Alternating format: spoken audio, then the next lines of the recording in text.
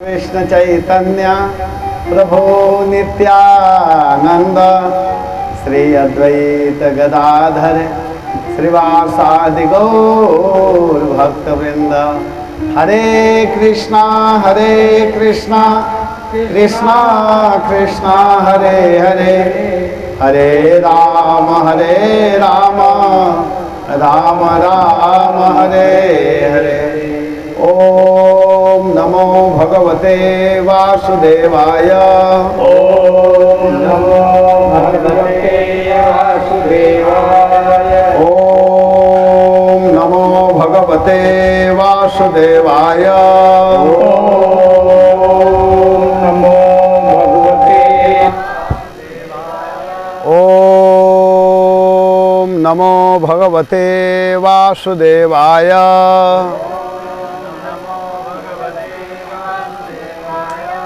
हरे कृष्णा।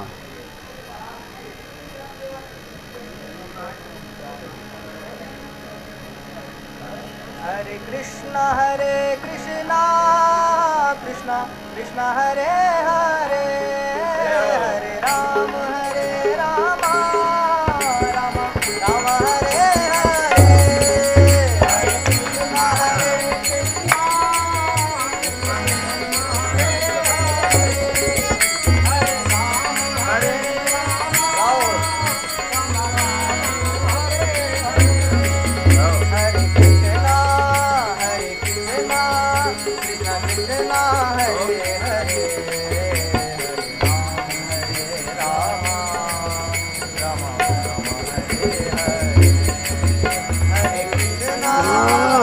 कृष्णा कृष्ण कृष्ण हरे हरे, हरे राम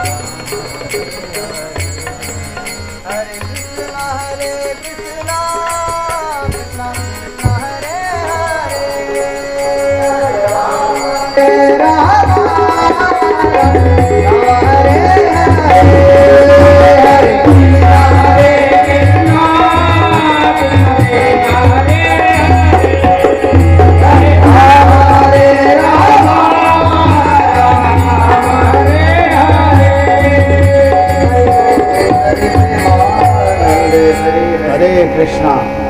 बोलिए हरे कृष्णा हरे कृष्णा कृष्णा कृष्णा हरे हरे, हरे राम राम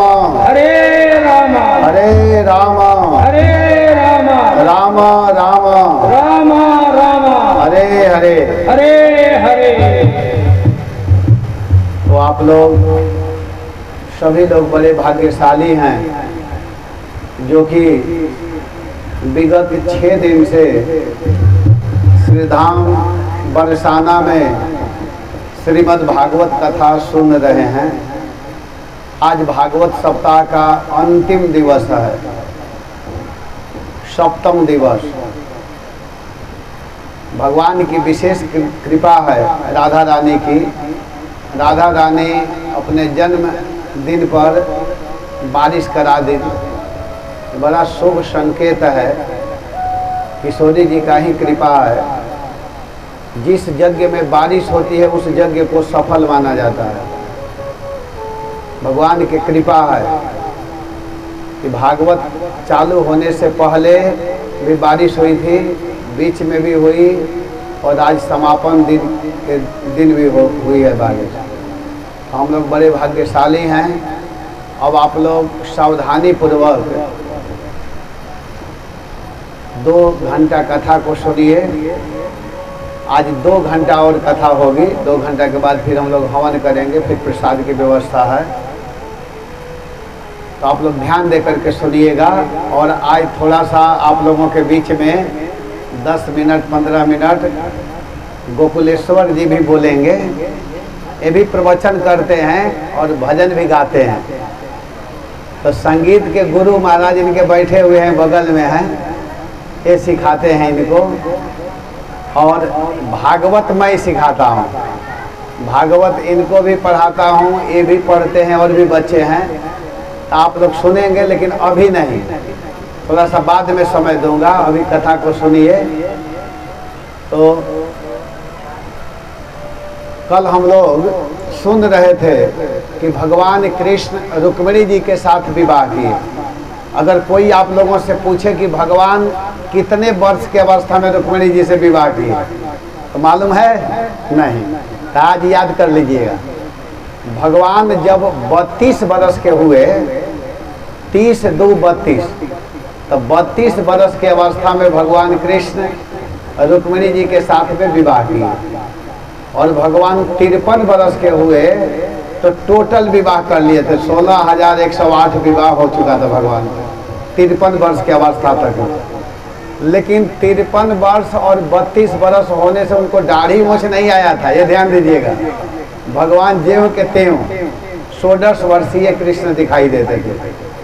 और भगवान कृष्ण इस संसार में 129 वर्ष रहे इस धराधाम पर। 11 वर्ष ब्रज में रहे, ब्रज भूमि में भगवान 11 वर्ष तक लीला किए। 18 वर्ष भगवान मथुरा में लीला किए, मथुरा लीला। और 100 वर्ष जो लीला किए हैं वो लीला हस्तिनापुर, द्वारिकापुरी सब मिला करके किए।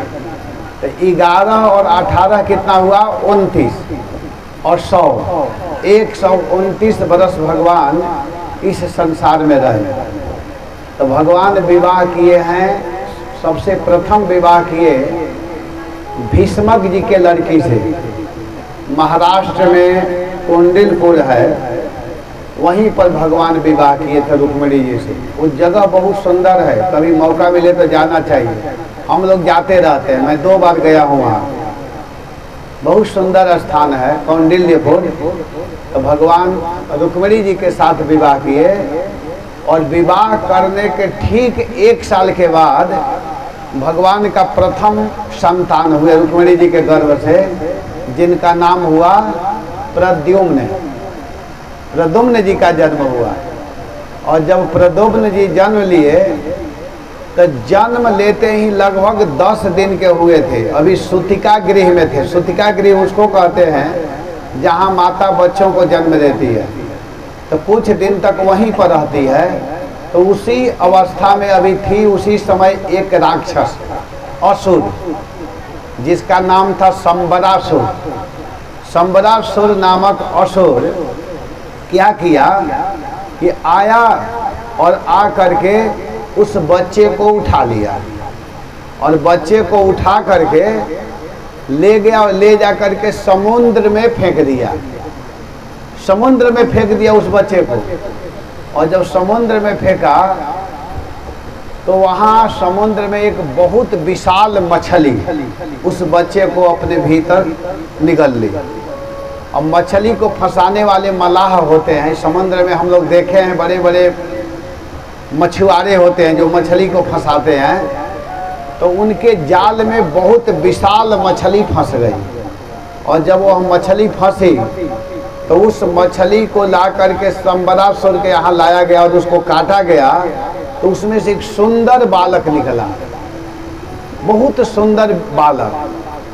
तो वहाँ पर एक मायावती नाम की स्त्री रहती थी। तो वो उस बच्चे को कही कि आप लोग इसको क्या करोगे, मुझे दे दो। और उसका पालन पोषण करने लगी। वह लड़का दिन दूना रात चौगुना बहुत कम समय में बहुत सुंदर बड़ा लड़का हो गया। तो तो वो स्त्री उस बच्चे के साथ में ऐसी व्यवहार करती थी कि एक दिन वो पूछने लगे कि देखो तुम माँ की तरह मेरी सेवा की हो, लेकिन तुम्हारा हाव भाव व्यवहार लगता है कि जैसे कोई पत्नी अपने पति से करती है, वैसे तुम कर रही हो।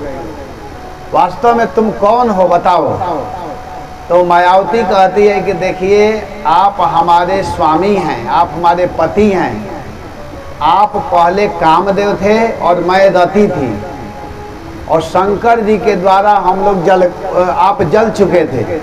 तो उस समय मैं शंकर जी से प्रार्थना की, तब भोले बाबा बोले कि तुम कृष्ण के पुत्र बन करके आओगे। तो आप कृष्ण के पुत्र बन करके प्रद्युम्न हैं, और आपको संबरासुर समुद्र में फेंक दिया था, लेकिन मछली आपको निगल गई थी, और मछली को काटने के बाद में आप आए हैं, तो आप हमारे पति हैं।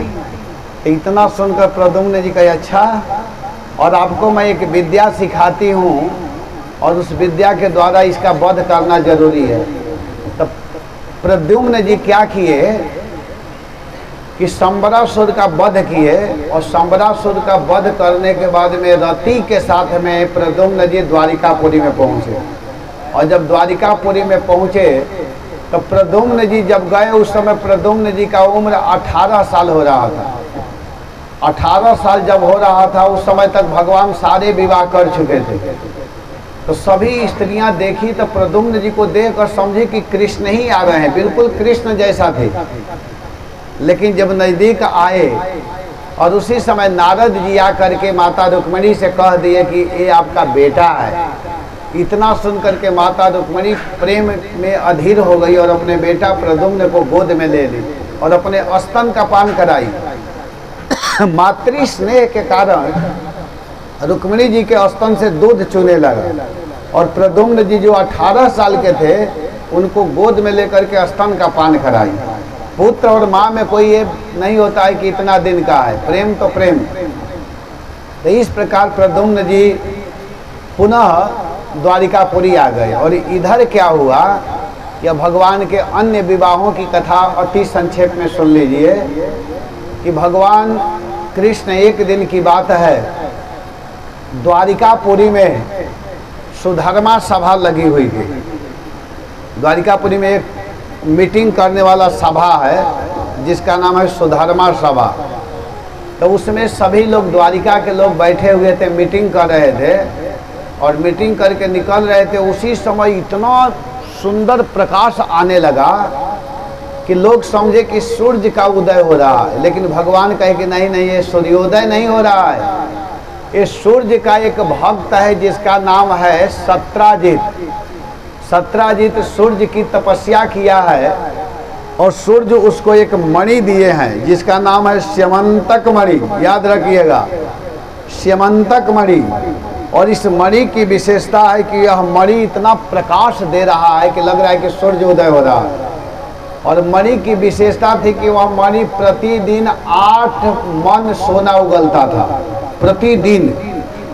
तो भगवान उस मणि को देखे सत्राजित के हाथ में, तो भगवान कहे कि इस मणि को लेकर के तुम क्या करोगे?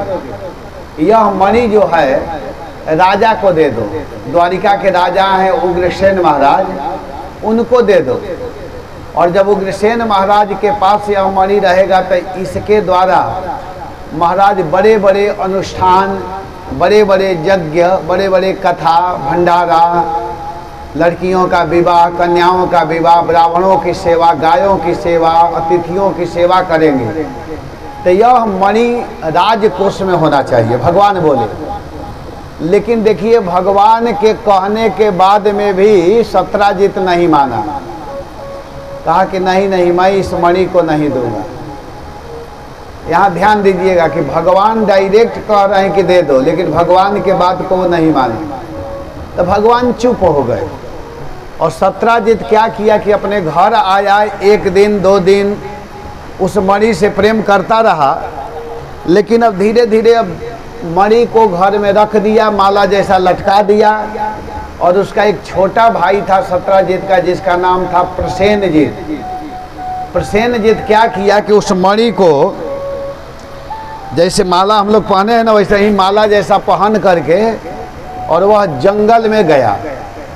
जब जंगल में गया तो जंगल में एक सिंह है, शेर बाघ है मिला, और वो क्या किया कि प्रसेनजीत को मार दिया, वध कर दिया।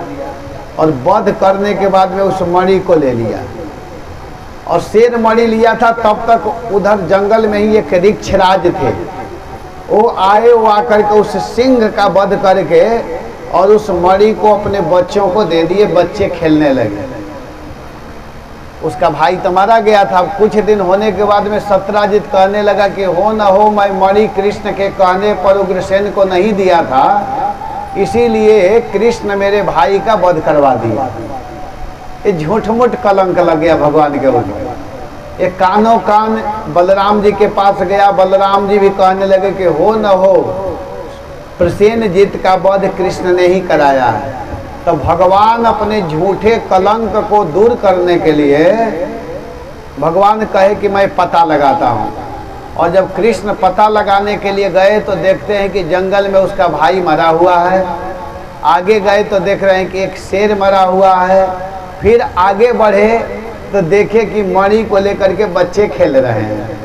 ये बड़ा सुंदर जगह है। अभी मैं दर्शन किया, मैं द्वारिकापुरी जा रहा था दर्शन करने के लिए, तो हम लोग जम्बवान गुफा में गए, बच्चे भी गए थे मेरे साथ। तो बहुत सुंदर वह जगह है जहाँ पर युद्ध हुआ है कृष्ण में और ऋक्षराज जम्बवान जी में। वहाँ बड़ा सुंदर फोटो भी है उनका, जाम्बवती जी का। तो वहाँ गए और जा करके जब मणि को लेने लगे कृष्ण, तो बच्चे उनके रोने लगे, कहे कि नहीं नहीं आप मत ले जाइए, हमको पिताजी दिए हैं। तो भगवान कहे कि अरे दे दो। उसी समय ऋक्षराज आ गए और दोनों में युद्ध हुआ। एक दिन नहीं, 27 दिन तक युद्ध चला। अब अंत में भगवान खींच करके एक घूसा, इसको घूसा बोलते हैं, भागवत में लिखा हुआ है सब। तो भगवान ऐसे खींच करके मारे, और जब ही मारे ऋक्षराज नीचे गिर पड़े। और गिरते ही कहे कि अरे आज तक मुझको कोई नीचे नहीं कर पाया है, आप कौन हैं प्रभु? आप अपना परिचय दे दीजिए। आप आज तक हमको कोई नीचे परास्त नहीं कर पाया है, हरा नहीं पाया है, मुझको नीचे गिराने वाले आप हैं कौन? कहीं आप हमारे स्वामी राम जी तो नहीं हैं? तो भगवान कृष्ण हंसने लगे और मुस्कुराते हुए कहे कि बिल्कुल सही पहचान रहे हैं आप, मैं वही आपका इष्ट राम इस समय कृष्ण रूप में आया हूँ। तब जाम्बवान जी भगवान के चरणों में गिर कर कहे कि प्रभु आप माफ़ कर दीजिए, क्षमा कर दीजिए, मुझसे बहुत बड़ा गलती हुआ। तो भगवान कहे कोई बात नहीं, आप इस मणि को दो, मैं मणि ले जाना चाहता हूँ क्योंकि मेरे ऊपर कलंक लग गया है झूठ मूठ का। तब ऋक्षराज कहे कि प्रभु आप मणि को ले जाइए, मैं मणि ले जाने के लिए माना नहीं कर रहा हूँ, लेकिन इसको आप दहेज में लीजिए। भगवान कहे मतलब मैं दहेज तो लेता नहीं हूँ। तो कहे कि नहीं नहीं, हमारी एक बहुत सुंदर लड़की है, बेटी है, इसको आप स्वीकार कीजिए, इसके साथ में आप विवाह कीजिए, और मैं अपने खुशी से आपको दहेज रूप में मणि दे रहा हूँ। यहाँ पर भी एक शिक्षा है कि कभी भी दहेज नहीं लेना चाहिए अपने लड़कों को विवाह करते समय, लेकिन लड़की वाले अपने इच्छा से दे रहे हैं तो जरूर स्वीकार करना चाहिए। तो भगवान कृष्ण कहे कि ठीक है। तो जाम्बवती जी के साथ में भगवान विवाह किए और उस मणि को लेकर के आए, और मणि जब लेकर के आए कृष्ण, तो मणि ला करके सत्यराजित को दे दिए। लेकिन जब सत्यराजित को दिए तो सत्यराजित भी बड़ा अफसोस किया, कहने लगा कि प्रभु मैंने भी बहुत बड़ा गलती किया है, आप हमें क्षमा कर दीजिए। तो भगवान कहे कोई बात नहीं। कहे नहीं नहीं, मैं तब मानूंगा कि आप मुझे क्षमा कर रहे हैं कि जब आप हमारी बेटी को स्वीकार करेंगे। तो भगवान कहे तुम्हारी भी बेटी है क्या? तो हाँ मेरी बेटी है जिसका नाम है सत्यभामा, आप सत्यभामा को स्वीकार कीजिए और मणि को भी ले जाइए। तो भगवान कहे कि नहीं नहीं, मैं तुम्हारे बेटी से विवाह जरूर करूंगा लेकिन मणि नहीं ले जाऊंगा। तो भगवान सत्यभामा जी के साथ में विवाह किए। भगवान 3 विवाह कर लिए। पहला विवाह जिनका नाम है रुक्मिणी, याद रखिएगा, दूसरा विवाह भगवान किए जिसका नाम है जाम्बवती, और तीसरा विवाह भगवान किए उसका नाम है सत्यभामा। तो इस प्रकार भगवान कृष्ण ने 3 विवाह कर लिया। एक दिन की बात है, भगवान कृष्ण और अर्जुन दोनों इंद्रप्रस्थ में टहल रहे थे। सुबह सुबह की बात है, जब टहल रहे थे तो दूर से भगवान देखे कि एक कन्या नदी के किनारे बैठ करके ध्यान कर रही है। तो भगवान कृष्ण अर्जुन को कहे कि जाओ और जा करके देखो कि वो लड़की एकांत में क्या कर रही है। अरे कुछ भी करे उससे क्या मतलब है, अथवा भगवान स्वयं क्यों नहीं गए। तो भगवान कहे नहीं नहीं अर्जुन तुम जाओ, जाओ देखो वो अकेले बैठी है क्या करे, जाकर पता लगाओ। तो अर्जुन जी गए और उस कन्या से पूछे कि हे देवी तुम यहाँ एकांत में बैठ करके क्या कर रही हो, यहाँ तपस्या किस लिए कर रही हो, ध्यान किसका कर रही हो। तो कहती है कि देखिए मैं सूर्य की बेटी हूँ और मैं यहाँ एकांत में बैठ करके तप कर रही हूँ, मुझे कृष्ण को अपना पति बनाना है। जब तक कृष्ण पति रूप में नहीं मिल जाएंगे तब तक मैं यहाँ से जाने वाली नहीं हूँ। तो अर्जुन जी आए और आकर के कृष्ण से कहे कि अरे वो तो आपको पति बनाना चाहती है, अपना स्वामी बनाना चाहती है। तो भगवान कहे कि इतना सुंदर समाचार सुना रहे हो, देर किस बात की। भगवान गए और कहे कि चलो, तो उसको ले करके आए द्वारिकापुरी और उसके साथ भी विवाह किए, जिसका नाम है यमुना, सूर्य की बेटी थी। उसका दूसरा नाम था कालिंदी। यमुना जी कलिंद पर्वत से निकली हैं, इसलिए यमुना जी का नाम है कालिंदी, और एक नाम क्या है यमुना। तो भगवान कितने विवाह कर लिए, याद रखिए कितने किए, 4। और 5वां विवाह देखिए कि भगवान की एक बुआ थी जो उज्जैन में रहती थी, अवंतिकापुरी मध्य प्रदेश उज्जैन में भगवान की बुआ रहती थी। तो उनकी एक लड़की थी, उसके लिए स्वयंवर किया गया था। एक से एक राजकुमार एकत्रित हुए। उस समय उस स्वयंवर को देखने के लिए भगवान कृष्ण और बलराम दोनों भाई पहुंच गए।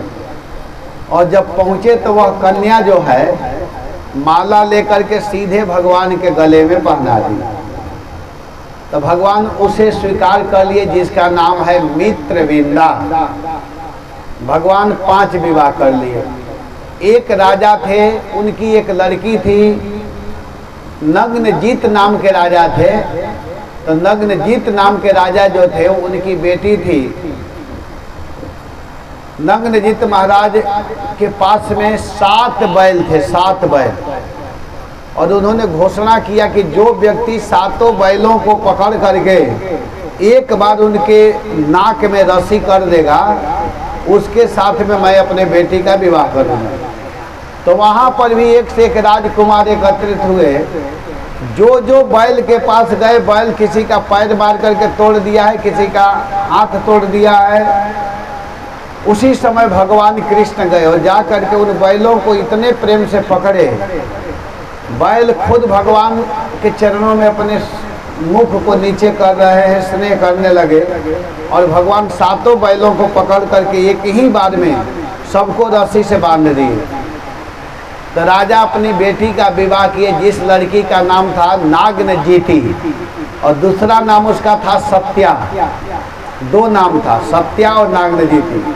तो इस तरह भगवान ने उसके साथ में विवाह किया।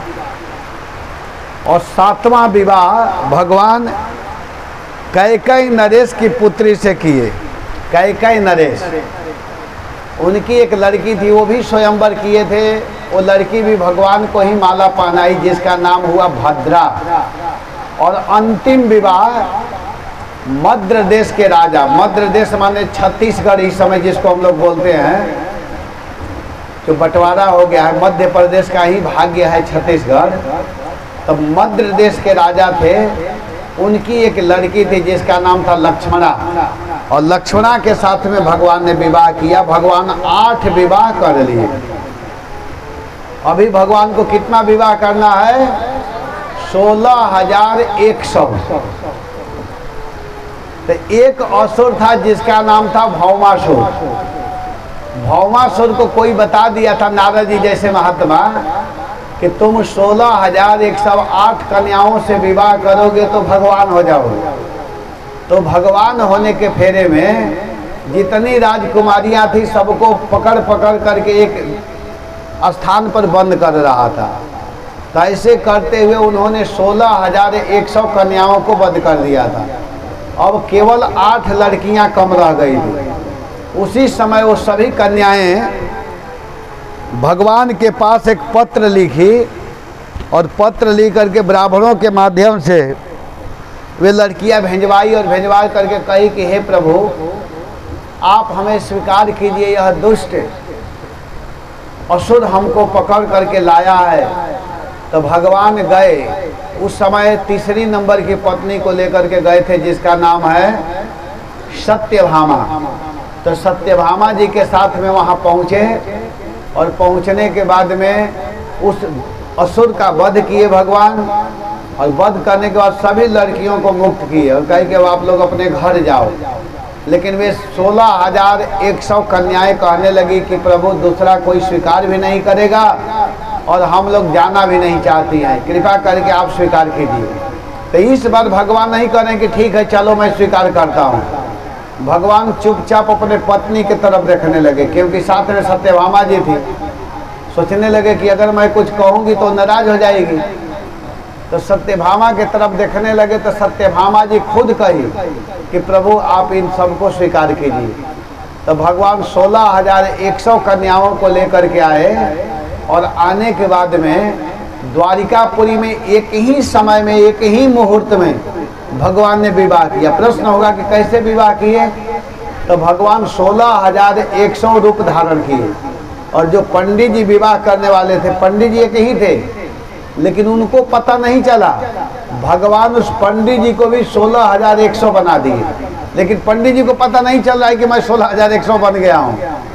और एक मुहूर्त में, एक काल में, एक समय में प्यारे भगवान ने 16,100 कन्याओं के साथ में विवाह कीजिए।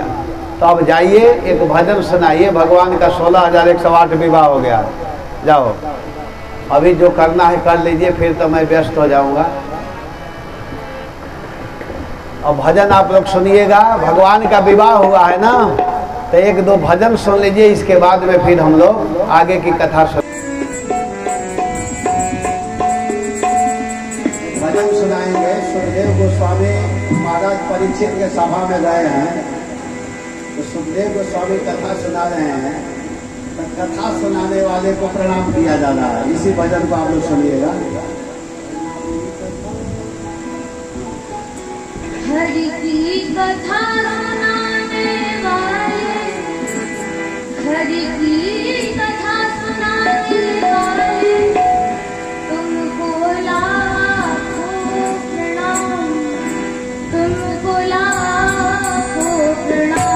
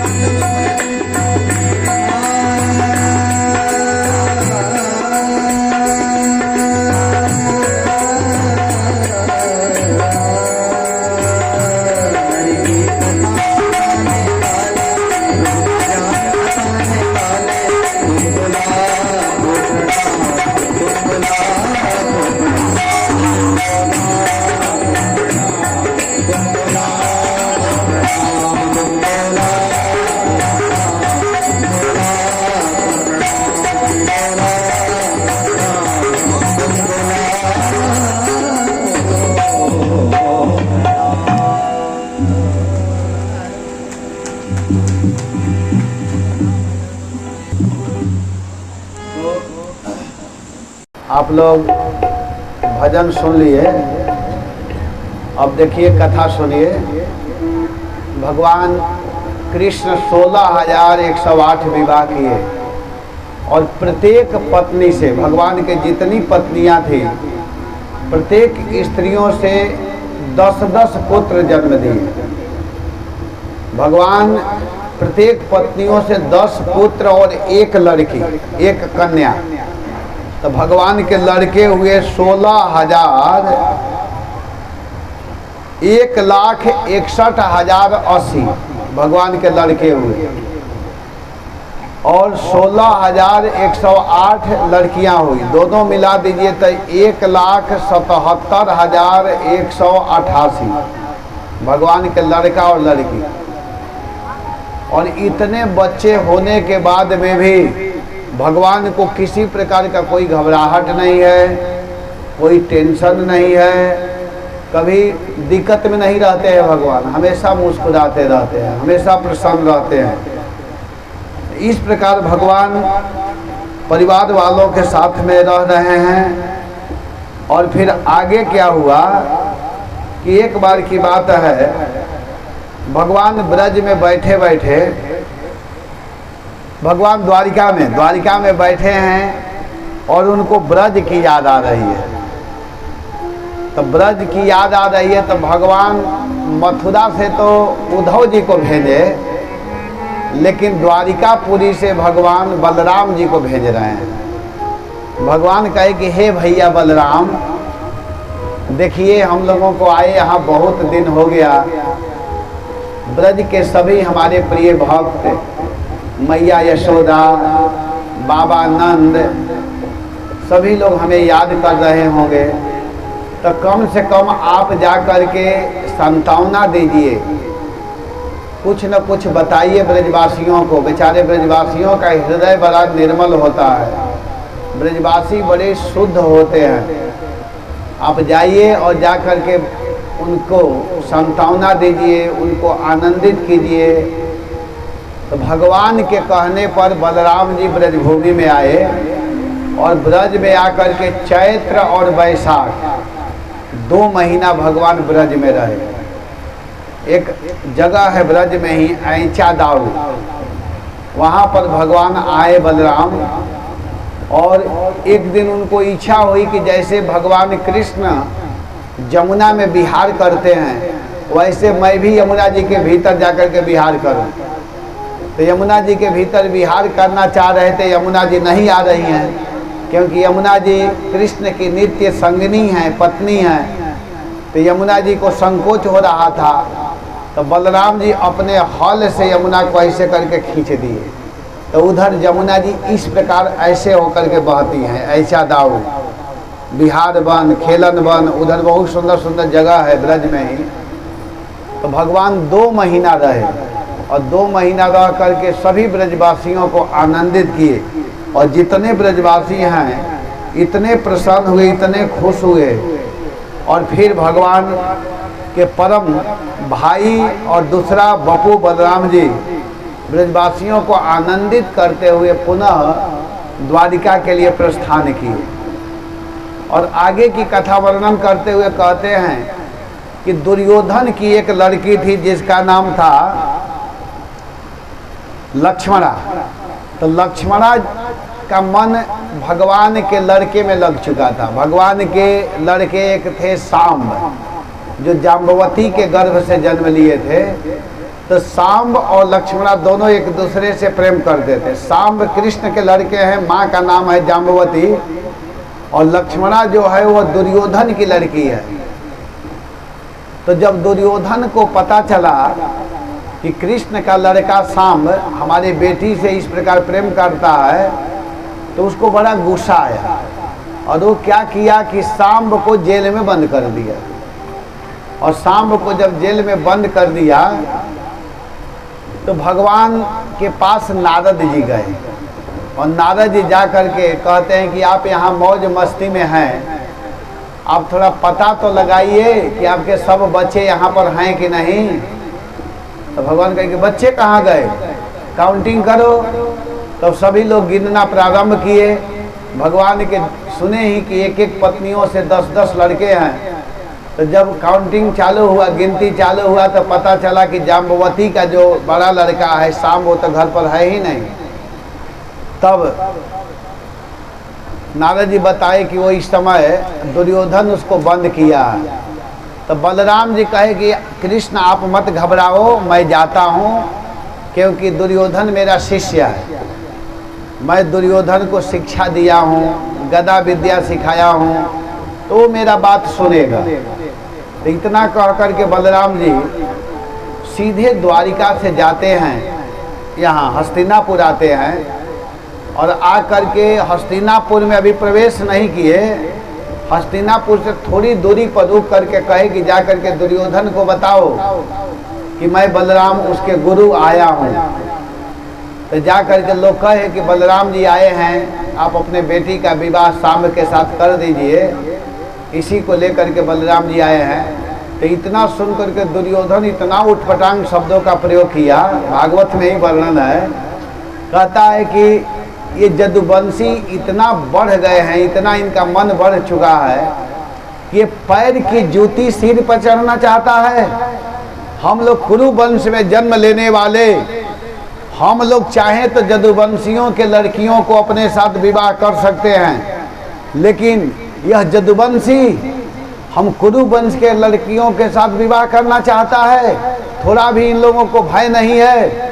जब इस तरह का बात उठपटांग शब्दों का प्रयोग करने लगा, तो जा करके लोग कहे कि दुर्योधन आ नहीं रहा है, उल्टे कुछ न कुछ बोल रहा है। तो बलराम जी कहे अच्छा, इतना उसका मन बढ़ गया। बलराम जी क्या किए कि अपने हल से जैसे जमुना जी को खींचे, वैसे ही गंगा जी को लगे खींचने। गंगा जी क्या, हस्तिनापुर को ले करके ऐसे और गंगा जी के तरफ खींचने लगे कि बस आज गंगा जी में ही हस्तिनापुर को समाप्त कर देता हूँ। तो जब हस्तिनापुर को ऐसे किए तो हस्तिनापुर लगा अब टेढ़ा होने, तो हाहाकार मच गया, और दुर्योधन दौड़ते हुए आया और बलराम जी के चरणों में गिर गया। कहा प्रभु हे गुरुदेव, आप क्षमा कर दीजिए, आप जब चाहे तब हमारे बेटी के साथ में विवाह कीजिए, अपने बेटा का विवाह कीजिए, आप हमें माफ़ कर दीजिए। तो बड़े धूमधाम के साथ दुर्योधन अपनी बेटी का विवाह, लक्ष्मणा का विवाह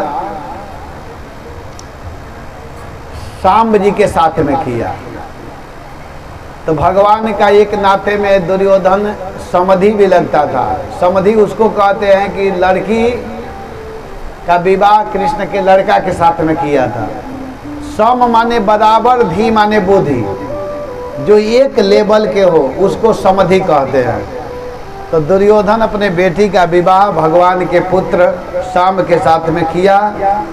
और इधर एक बार की बात है, नारद जी के मन में इच्छा हुई कि भगवान कृष्ण 16,108 विवाह किए हैं, एक विवाह करके लोग परेशान रहते हैं, दिक्कत में होते हैं, और कृष्ण कैसे 16,108 विवाह करके मस्ती में रह रहे हैं।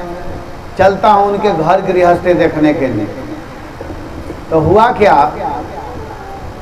कि नारद जी बिना सूचना, बिना फोन किए, बिना पत्र दिए सीधे द्वारिकापुरी में पहुँचे। और जब द्वारिकापुरी में पहुँचे तो सबसे पहले कहाँ गए? रुक्मिणी जी के भवन में। और जब रुक्मिणी जी के भवन में जाते हैं तो रुक्मिणी जी के भवन में प्रवेश किए तो उस समय भगवान कृष्ण रुक्मिणी दोनों बैठे हुए थे। कृष्ण जब देखे कि हमारे घर में नारद जी का आगमन हुआ है, तो नारद जी के आगमन को सुन करके भगवान खड़े होकर के नारद जी को प्रणाम किए, और प्रणाम करके कहते हैं कि हे देवर्षि, आज मेरा अहोभाग्य है, बड़ा सौभाग्य है कि आप जैसे विरक्त महात्मा मेरे घर पधारे हैं, मैं आपका क्या सेवा करूं। और रुक्मिणी कृष्ण दोनों नारद जी के चरणों में प्रणाम करके विधि विधान से सेवा सत्कार किए। जब सेवा सत्कार कर लिए तब नारद जी कहते हैं कि अब मैं कृष्ण जाना चाहता हूं, मुझे बहुत विलम्ब हो रहा है। तो भगवान कहे ठीक है। ये नहीं कहे कि मैं अब आपके दूसरे घर में जाना चाहता हूँ। नारद जी अब क्या किए कि दूसरे घरों में जो भगवान कृष्ण की दूसरी पत्नियां हैं सत्यभामा जी के पास गए तो वहाँ देख रहे हैं कि श्री कृष्ण सत्यभामा के साथ में दोनों आपस में बैठ करके वार्तालाप कर रहे हैं, मिल रहे हैं, बात कर रहे हैं। तो नारद जी को देख करके सत्यभामा जी और श्री कृष्ण दोनों खड़े होकर के प्रणाम करते हैं और भगवान कृष्ण कहते हैं कि हे नारद, आप मेरे घर पधारे हैं, आप कुछ दिन यहीं निवास कीजिए। जहाँ जहाँ पर भगवान के पास नारद जी जा रहे हैं, देख रहे हैं कि भगवान कुछ न कुछ एक दूसरे के साथ में कर रहे हैं। एक जगह गए तो देख रहे हैं कि भगवान अपने बच्चों के साथ में बैठ कर के सत्संग कर रहे हैं। एक महात्मा को बुलाए हैं, कथा चल रहा है। कहीं जाते हैं तो देख रहे हैं कि भगवान अपने बच्चों को लेकर के साधु ब्राह्मणों को भोजन करा रहे हैं, भगवान अपने बच्चों से दक्षिणा दिलवा रहे हैं। तो नारद जी को समझ में आ गया कि मैं किसकी परीक्षा ले रहा हूँ, किसको मैं देखने के लिए आया हूँ। ये कोई साधारण व्यक्ति नहीं, ये तो परमाराध्य भगवान श्री हरि ही है। तो इस प्रकार भगवान श्री कृष्ण के चरणों में नारद जी प्रणाम किए और प्रणाम करके वहाँ से चले आए। भगवान के महिमा को, भगवान के भगवता को, भगवान के ऐश्वर्य को नारद जी ने देख लिया कि ये कोई साधारण पुरुष नहीं है, साधारण व्यक्ति नहीं है। एक दिन की बात है, भगवान कृष्ण और उद्धव दोनों लोग बैठे हुए थे। उद्धव जी के साथ में भगवान मीटिंग कर रहे थे। उसी समय भगवान के पास एक जरासंध के यहाँ से पत्र आया। जरासंध के यहाँ राजा लोग जेल में बंद थे, तो वे राजा लोग एक पत्र लिखे थे और लिख करके भगवान के पास भेजे कि हे श्री कृष्ण, हम लोग जरासंध के जेल में बंद हैं, आप इस पत्र को पढ़ते ही आकर के हमारी रक्षा कीजिए। तो अभी भगवान उस पत्र को पढ़ ही रहे थे, उसी समय महाराज युधिष्ठिर के यहाँ से एक पत्र आ गया और महाराज युधिष्ठिर भी उस पत्र में लिखे हैं कि कृष्ण पत्र पढ़ते ही तुरंत चले आना। दोनों में यही बात लिखा हुआ है। जो जरासंध के यहाँ से पत्र आया था उसमें भी यही बात लिखा हुआ है, जो युधिष्ठिर महाराज के पास से आया था उसमें भी वही बात लिखा हुआ है कि आप पत्र पढ़ते ही विलम्ब मत करना, जल्दी से जल्दी आ जाना। तो भगवान सोचने लगे कि आखिर मैं क्या करूं, दोनों जगह की पत्र में एक ही बात लिखी हुई है। तो भगवान क्या किए कि वो दोनों पत्र को उद्धव जी के हाथ में दे दिए। उद्धव जी के विषय में आप सुन रहे थे कि वो भगवान कृष्ण के अत्यंत निकटतम मित्र हैं, दैतः सखा हैं और बृहस्पति जी के साक्षात शिष्य हैं। तो उद्धव जी के हाथ में जब दिए तो उद्धव जी कहे कि पहले हम लोगों को हस्तिनापुर चलना चाहिए। हस्तिनापुर लेकर के आए और जब हस्तिनापुर आए उद्धव जी कृष्ण को लेकर के, तो महाराज युधिष्ठिर से कहे कि जब तक जरासंध जीवित रहेगा तब तक आप यज्ञ को नहीं कर पाओगे। अगर यज्ञ को संपन्न करना चाहते हो तो आपको क्या करना होगा कि पहले जरासंध की वध जरूरी है। जब तक दुष्ट जरासंध जीवित रहेगा, इस संसार में रहेगा, तब तक आपका यज्ञ सफल नहीं हो सकता है। तो इतना कहने के बाद महाराज युधिष्ठिर कहे कि ठीक है। तो अब भगवान कृष्ण, भीम और अर्जुन तीनों लोग हस्तिनापुर से चल करके बिहार मगध गया में आए और वहाँ जरासंध का नियम था कि प्रतिदिन सुबह में स्नान करके जो कोई व्यक्ति कुछ मांगने के लिए आता था तो उसको दान देते थे। जो कुछ मांगता था उसको दान देते थे, कुछ न कुछ देते थे। तो हुआ क्या कि उसी समय मांगने के लिए ये तीनों लोग गए। तो जब जरासंध देने के लिए चला, कुछ वस्तु देने के लिए जब आगे हाथ बढ़ाया तो क्या कहते हैं ये लोग कि हम लोगों को वस्तु नहीं चाहिए, अगर आप वास्तव में कुछ देना चाहते हैं तो हम लोग युद्ध करना चाहते हैं, युद्ध रूपी दान हमको दीजिए। तो जरासंध हंसने लगा और कहा कि तुम लोग ब्राह्मण होकर के युद्ध, ब्राह्मण तो युद्ध करते नहीं हैं, बताओ तुम लोग हो कौन, अपना परिचय दो, सही सही बताओ। तुम लोगों के मांगने से लग रहा है कि तुम लोग ब्राह्मण नहीं हो। तो भगवान हंसने लगे और हंसते हुए कहे कि हम वास्तव में ब्राह्मण नहीं हैं, हम सभी लोग क्षत्रिय हैं और हम लोग कोई दूसरे नहीं, हम तुम्हारे वही पुराना शत्रु श्री कृष्ण हैं और यह भीमसेन है और यह जो दिखाई दे रहा है यह अर्जुन है। अब बताओ कि हम तीनों में किसके साथ तुम युद्ध करोगे, लड़ाई करोगे, बताओ, अब बताओ। तो इतना सुन करके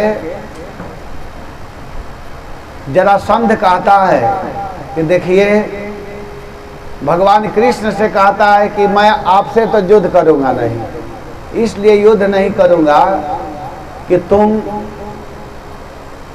हमारे भय के मारे छोड़ करके तुम भाग गया था, तुम मथुरा को छोड़ दिया था, मथुरा छोड़ करके द्वारिका चला गया। और जहाँ ये बात है अर्जुन की, तो अर्जुन बड़ा कमज़ोर है, पतला है, दुबला है, छोटा है, इसके साथ में मैं युद्ध नहीं करूँगा। हाँ, भीम जो है, अगर उसको अपने प्राण से भय नहीं है, डर नहीं है, तो वो मेरे साथ लड़ सकता है, मेरे साथ युद्ध कर सकता है। तो भीमसेन कहे कि कोई दिक्कत नहीं है, आप हमारे साथ लड़िए। अब जरासंध क्या किया कि उन लोगों को रुकने के लिए व्यवस्था किया, सुंदर स्थान दिया रहने के लिए, और स्थान देने के बाद में खाने का व्यवस्था किया। सुबह सूर्योदय होते ही लड़ाई चालू, युद्ध चालू, और सूर्यास्त होते ही युद्ध बंद। इसको धर्म युद्ध कहते हैं। जरासंध खुद अपने भवन में रहने के लिए जगह दिया, खूब सुंदर बेड, पानी, जैसा व्यवस्था होना चाहिए वो दिया। और देने के बाद में सुबह में तो युद्ध करते थे, रात्रि को एक दूसरे से मिलते थे।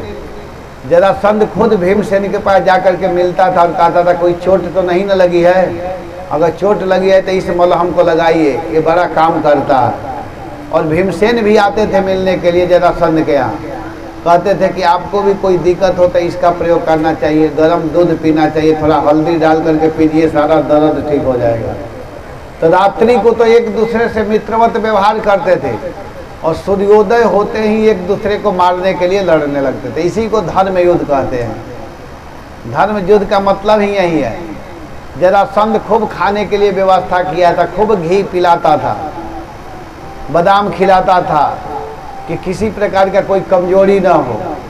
इस प्रकार युद्ध करते करते एक दिन नहीं, 2 दिन नहीं, 28 दिन, 27 दिन के बाद 28वें दिन भगवान देखे कि ये तो गड़बड़ हो रहा है, तो भगवान ने इशारा किया और भीमसेन क्या किए कि उसको पैर को पकड़ करके बीचों बीच फाड़ दिए और एक को इधर और एक को इधर, दोनों तरफ फेंक दिए।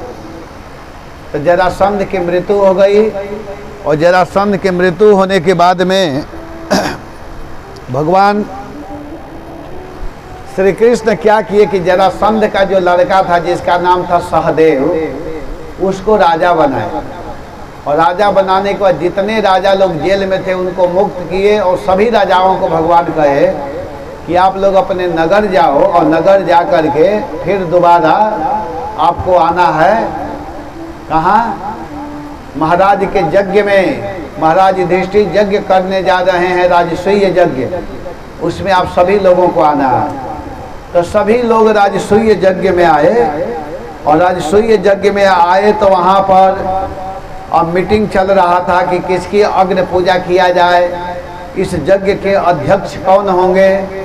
तो सहदेव खड़े हुए और सहदेव खड़े होकर के कहे कि वास्तव में अग्नि पूजा के लायक, सर्वाध्यक्ष के लायक अगर कोई इसमें है तो वो हैं श्री कृष्ण। जानते हैं कौन सहदेव बोले थे? जरासंध के लड़के। हम लोग समझते हैं कि 5 पांडवों में जो छोटे सहदेव हैं वो बोले, लेकिन वो नहीं बोल सकते हैं, क्योंकि जहाँ उनके बड़े बड़े भाई लोग बैठे हैं, जिस सभा में महाराज युधिष्ठिर हैं, जिस सभा में भीमसेन हैं, अर्जुन जी हैं, नकुल जी हैं, तो 4 भाइयों के सामने, भीष्म पितामह के सामने छोटा लड़का कैसे कह सकता है? सहदेव माने जरासंध के लड़का भी आया था वहाँ पर। तो सहदेव बोला कि वास्तव में अग्नि पूजा के लायक कोई है तो वो है श्री कृष्ण, परम आराध्य परमाराध्य भगवान हैं, इनकी पूजा होनी चाहिए। तो उनके बात का समर्थन भीष्म पितामह जी ने किया। सभी लोग पूजा करने के लिए तैयार हो रहे हैं, लेकिन उस सभा में बैठा था कौन? शिशुपाल। शिशुपाल कहता है कि नहीं नहीं, ये पूजा करने के लायक बिल्कुल नहीं है, ये तो एक नंबर का चोर है। छोटा था तो माखन चुराता था, गोपियों के वस्त्र को हरण करता था, मटका को फोड़ता था, और बड़ा हुआ तो जिस लड़की से मेरा विवाह होने वाला था उसी को हरण करके ले गया। तो ये कैसे पूजा के योग्य है? बिल्कुल पूजा के योग्य नहीं है। भगवान कृष्ण कहे कि देखो शिशुपाल, थोड़ा सावधान हो जाओ, मैं बुआ जी को वचन दिया हूँ 100 गलती को माफ़ करूँगा, जब ही 100 गलती पार करेगा मैं तुमको छोड़ूंगा नहीं। तो बड़ा उटपटांग शब्दों का प्रयोग करने लगा। कहा कि देखो तो सही, इसके पिता का पता नहीं है कि वसुदेव का लड़का है कि नंद का लड़का है। आज तक यह निर्णय नहीं हो पाया। जिसके 2-2 पिता बाप, जिसके 2-2 माता, वो कैसे पूजा करने के लायक है? भगवान को सहन नहीं हुआ, 100 गाली जब ही दिया उसी समय भगवान कृष्ण चक्र सुदर्शन छोड़े और वो सुदर्शन जाकर के उसके सिर को काट दिया। उसकी मृत्यु हुई और उसके शरीर से एक दिव्य तेज निकला जो जाकर के भगवान कृष्ण के चरणों में प्रवेश कर गया। तो महाराज युधिष्ठिर यहाँ प्रश्न किए हैं नारद जी से। नारद जी कथा सुना रहे हैं, कहते हैं कि हे भगवान, शिशुपाल हमेशा कृष्ण से द्वेष करता था, लेकिन उसे भगवान की गति कैसे मिली? तो यहाँ पर नारद जी कहते हैं कि देखो, द्वेष करे या कुछ भी करे, भगवान का चिंतन होना चाहिए। जेन केन प्रकारेण मनः कृष्णम नियोक्ष्यति। अगर कोई किसी भी तरह से मन को भगवान में लगाता है तो भगवान उसके ऊपर कृपा करते हैं। भाव से लगावे, कुभाव से लगावे, आलस में लगावे, क्रोध में लगावे, भगवान का नाम व्यक्ति को कल्याण कर देता है। एक कीर्तन कर लीजिए, फिर आगे की कथा सुनिए आप लोग।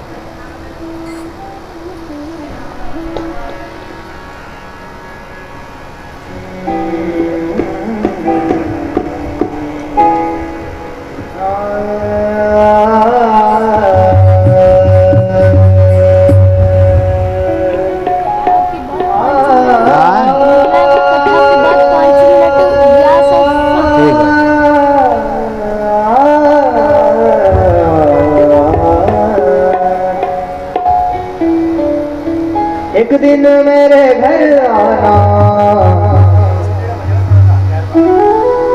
एक दिन मेरे घर आना, वो आना मेरे बाप बिहारी रे, वो आना मेरे बाप बिहारी, वो आना मेरे बाप,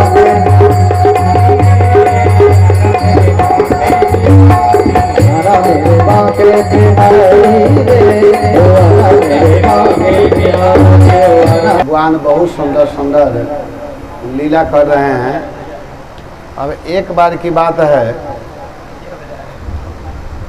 सुखदेव गोस्वामी कथा सुना रहे हैं। अब महाराज परीक्षित, बिल्कुल अंतिम स्थिति अब चल रहा है। तो महाराज परीक्षित कहते हैं सुखदेव गोस्वामी से कि हे गुरुदेव, देखिए आपने मुझको बहुत सुंदर सुंदर कथा सुना रहे हैं, मैं आपसे बहुत प्रश्न किया और बहुत कुछ नहीं भी किया हूँ। मैं अपने शक्ति, अपने बुद्धि के अनुसार प्रश्न किया हूँ। आप लोग ध्यान दे करके सुनिएगा माता जी लोग, आप अंतिम ऐसा प्रवचन चल रहा है। तो महाराज परीक्षित कहते हैं कि देखिए, जो मैं प्रश्न किया वो तो ठीक है, जो प्रश्न नहीं भी किया हूँ, लेकिन आप आचार्य हैं, आप हमारे गुरु हैं, आप मुझे कथा सुना रहे हैं, तो हमसे ज़्यादा आपको मालूम है, हमसे ज़्यादा आपको पता है कि हमारा हित किस में होगा, किस में कल्याण होगा। तो जो मैं प्रश्न किया हूँ, कोई ज़रूरी नहीं है कि मैं जो कह रहा हूँ वही कीजिए। हमारा भलाई जिसमें हो, हमारा कल्याण जिसमें हो, वो आप कीजिए। ये महत्वपूर्ण बात है।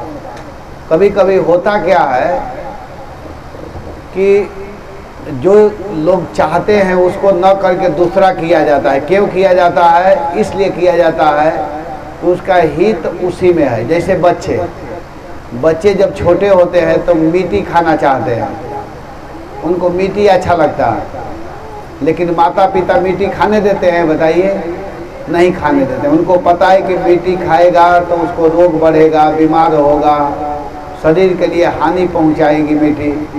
इसीलिए माता पिता, आप लोग इधर देखो ना मेरे तरफ, जो भी कथा सुन रहे हैं ना पंडाल में, तो उधर मत देखिए। सभी लोग मेरे, आप लोग उधर देख रहे हैं तो मैं डिस्टर्ब हो रहा हूँ। अगर उधर देखना है तो चले जाइए, केवल 3-4 लोगों को मैं सुना दूंगा कथा। मैं कभी से सहते सहते बोलना पड़ रहा है।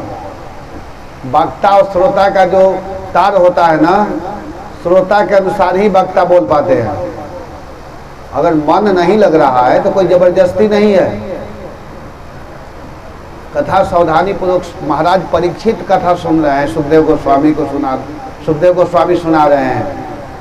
होता क्या है कि वक्ता और श्रोता का एक संबंध होता है कथा में, कि अगर श्रोता प्रेम से सुनेंगे तो वक्ता सुनाते हैं। मैं बता रहा हूँ कि महाराज परीक्षित बड़ा गंभीर मुद्रा में है। महाराज परीक्षित को पता है कि हमको शरीर छोड़ना है, लेकिन हम लोगों को नहीं पता है। हम लोग इतने निश्चिंत अमर बन करके आए हैं, लगता है कि बस इसी संसार में रहना है। मैं कोई ऐसा दिन बाकी नहीं, मैं अपनी बात बता रहा हूँ, कोई ऐसा दिन बाकी नहीं है कि 5 बार 6 बार इस पर विचार न करता हूँ। जब मैं बैठता हूँ इसी पर विचार करता हूँ। मैं अपनी बात बता रहा हूँ। कोई ऐसा दिन नहीं जाता होगा कि जिस दिन मेरा दिमाग इस पर न जाता हो। रोज मरना है, चिंता होती है कि मरना है, तो उसके लिए करना क्या है? तो जो हम लोग कर रहे हैं यही करना है। ये नहीं है कि आज कथा खत्म हो गई इसके बाद दूसरा चीज़ करना है। जीवन में नियम बना लेना चाहिए कि भोजन करे या न करे। भोजन उतना जरूरी नहीं है, पानी उतना ही पीना चाहिए जितना शरीर चल जाए। भोजन उतना ही करना चाहिए जितना काम चल जाए। सोना उतना ही चाहिए जितना से काम चल जाए। लेकिन कथा ज़्यादा से ज़्यादा सुनना चाहिए। प्रभुपाद जी जो हमारे आचार्य हुए हैं, केवल 3 घंटा सोते थे।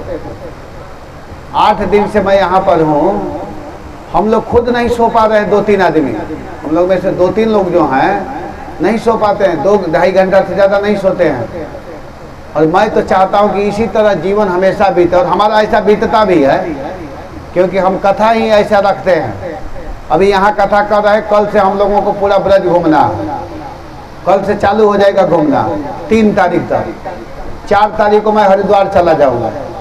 हरिद्वार के बाद सीधे काशी में, काशी के बाद प्रयागराज के बाद अयोध्या के बाद गया जाएंगे, और उधर से आते आते समय हो जाएगा 13 तारीख। और 13 तारीख को ही मैं सीधा हस्तिनापुर जाऊंगा, उधर प्रोग्राम करता है 13 से 26। फिर उसके बाद कर्नाटक में कथा है। तो ऐसे क्यों प्रोग्राम लेते हैं? तो प्रोग्राम लेने वाला कोई दूसरा नहीं है, मैं लेता हूँ। मैं क्यों लेता हूँ कि इतना व्यस्त अपने को रखो इसमें कि संसार के लिए सोचने का समय ही ना मिले। क्योंकि संसार के लिए अगर कोई भी सोचता है तो वो नरक के लिए दरवाजा तैयार कर रहा है। संसार के कोई भी वस्तु आप ले लीजिए, कोई भी, कितना हूँ सुंदर घर बना लीजिए, कितना हूँ 50 AC लगा लीजिए, बड़े बड़े गाड़ी में घूमिए, दिन रात सेवा करने वाले नौकर रखिए, खूब आइटम खा लीजिए, इससे आत्मा को कोई प्रसन्नता नहीं है। आत्मा की भोजन केवल भगवान की नाम है, भगवान की कथा है। शंकर जी कहते हैं कि उमा कहूँ मैं अनुभव अपना। ये किसे कह रहे? एकांत में अपनी पत्नी से कह रहे हैं। पत्नी से कह रहे हैं, नहीं कि किसी को खुश करने के लिए, अपनी पत्नी से शंकर जी कह रहे हैं कि उमा कहूँ मैं अनुभव अपना। अपने जीवन का अनुभव बता रहा हूँ कि सत हरि भजन जगत सब सपना। अगर सत्य कोई वस्तु है तो वो है भगवान की भक्ति। मैं यहाँ देखता हूँ कि बहुत महात्मा लोग दिन भर दौड़ते रहते हैं, भजन वजन नहीं करते हैं। कुछ लोग मैं देखता हूँ कभी वहाँ जाकर खाओ, कभी वहाँ जाकर के खाओ, कभी वहाँ भागो, कभी वहाँ भागो, दिन भर दौड़ते रहते हैं।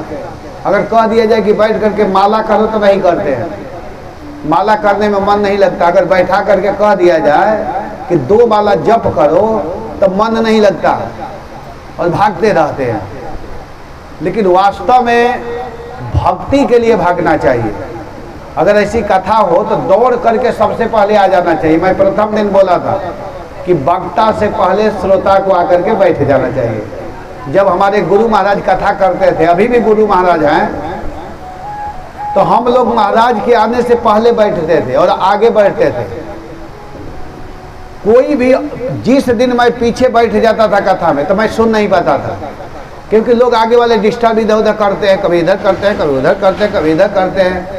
तो मैं क्या करता था कि सबसे आगे बैठता था कि कोई पीछे वाला दिखाई ही ना दे, केवल गुरु महाराज दिखाई देते थे।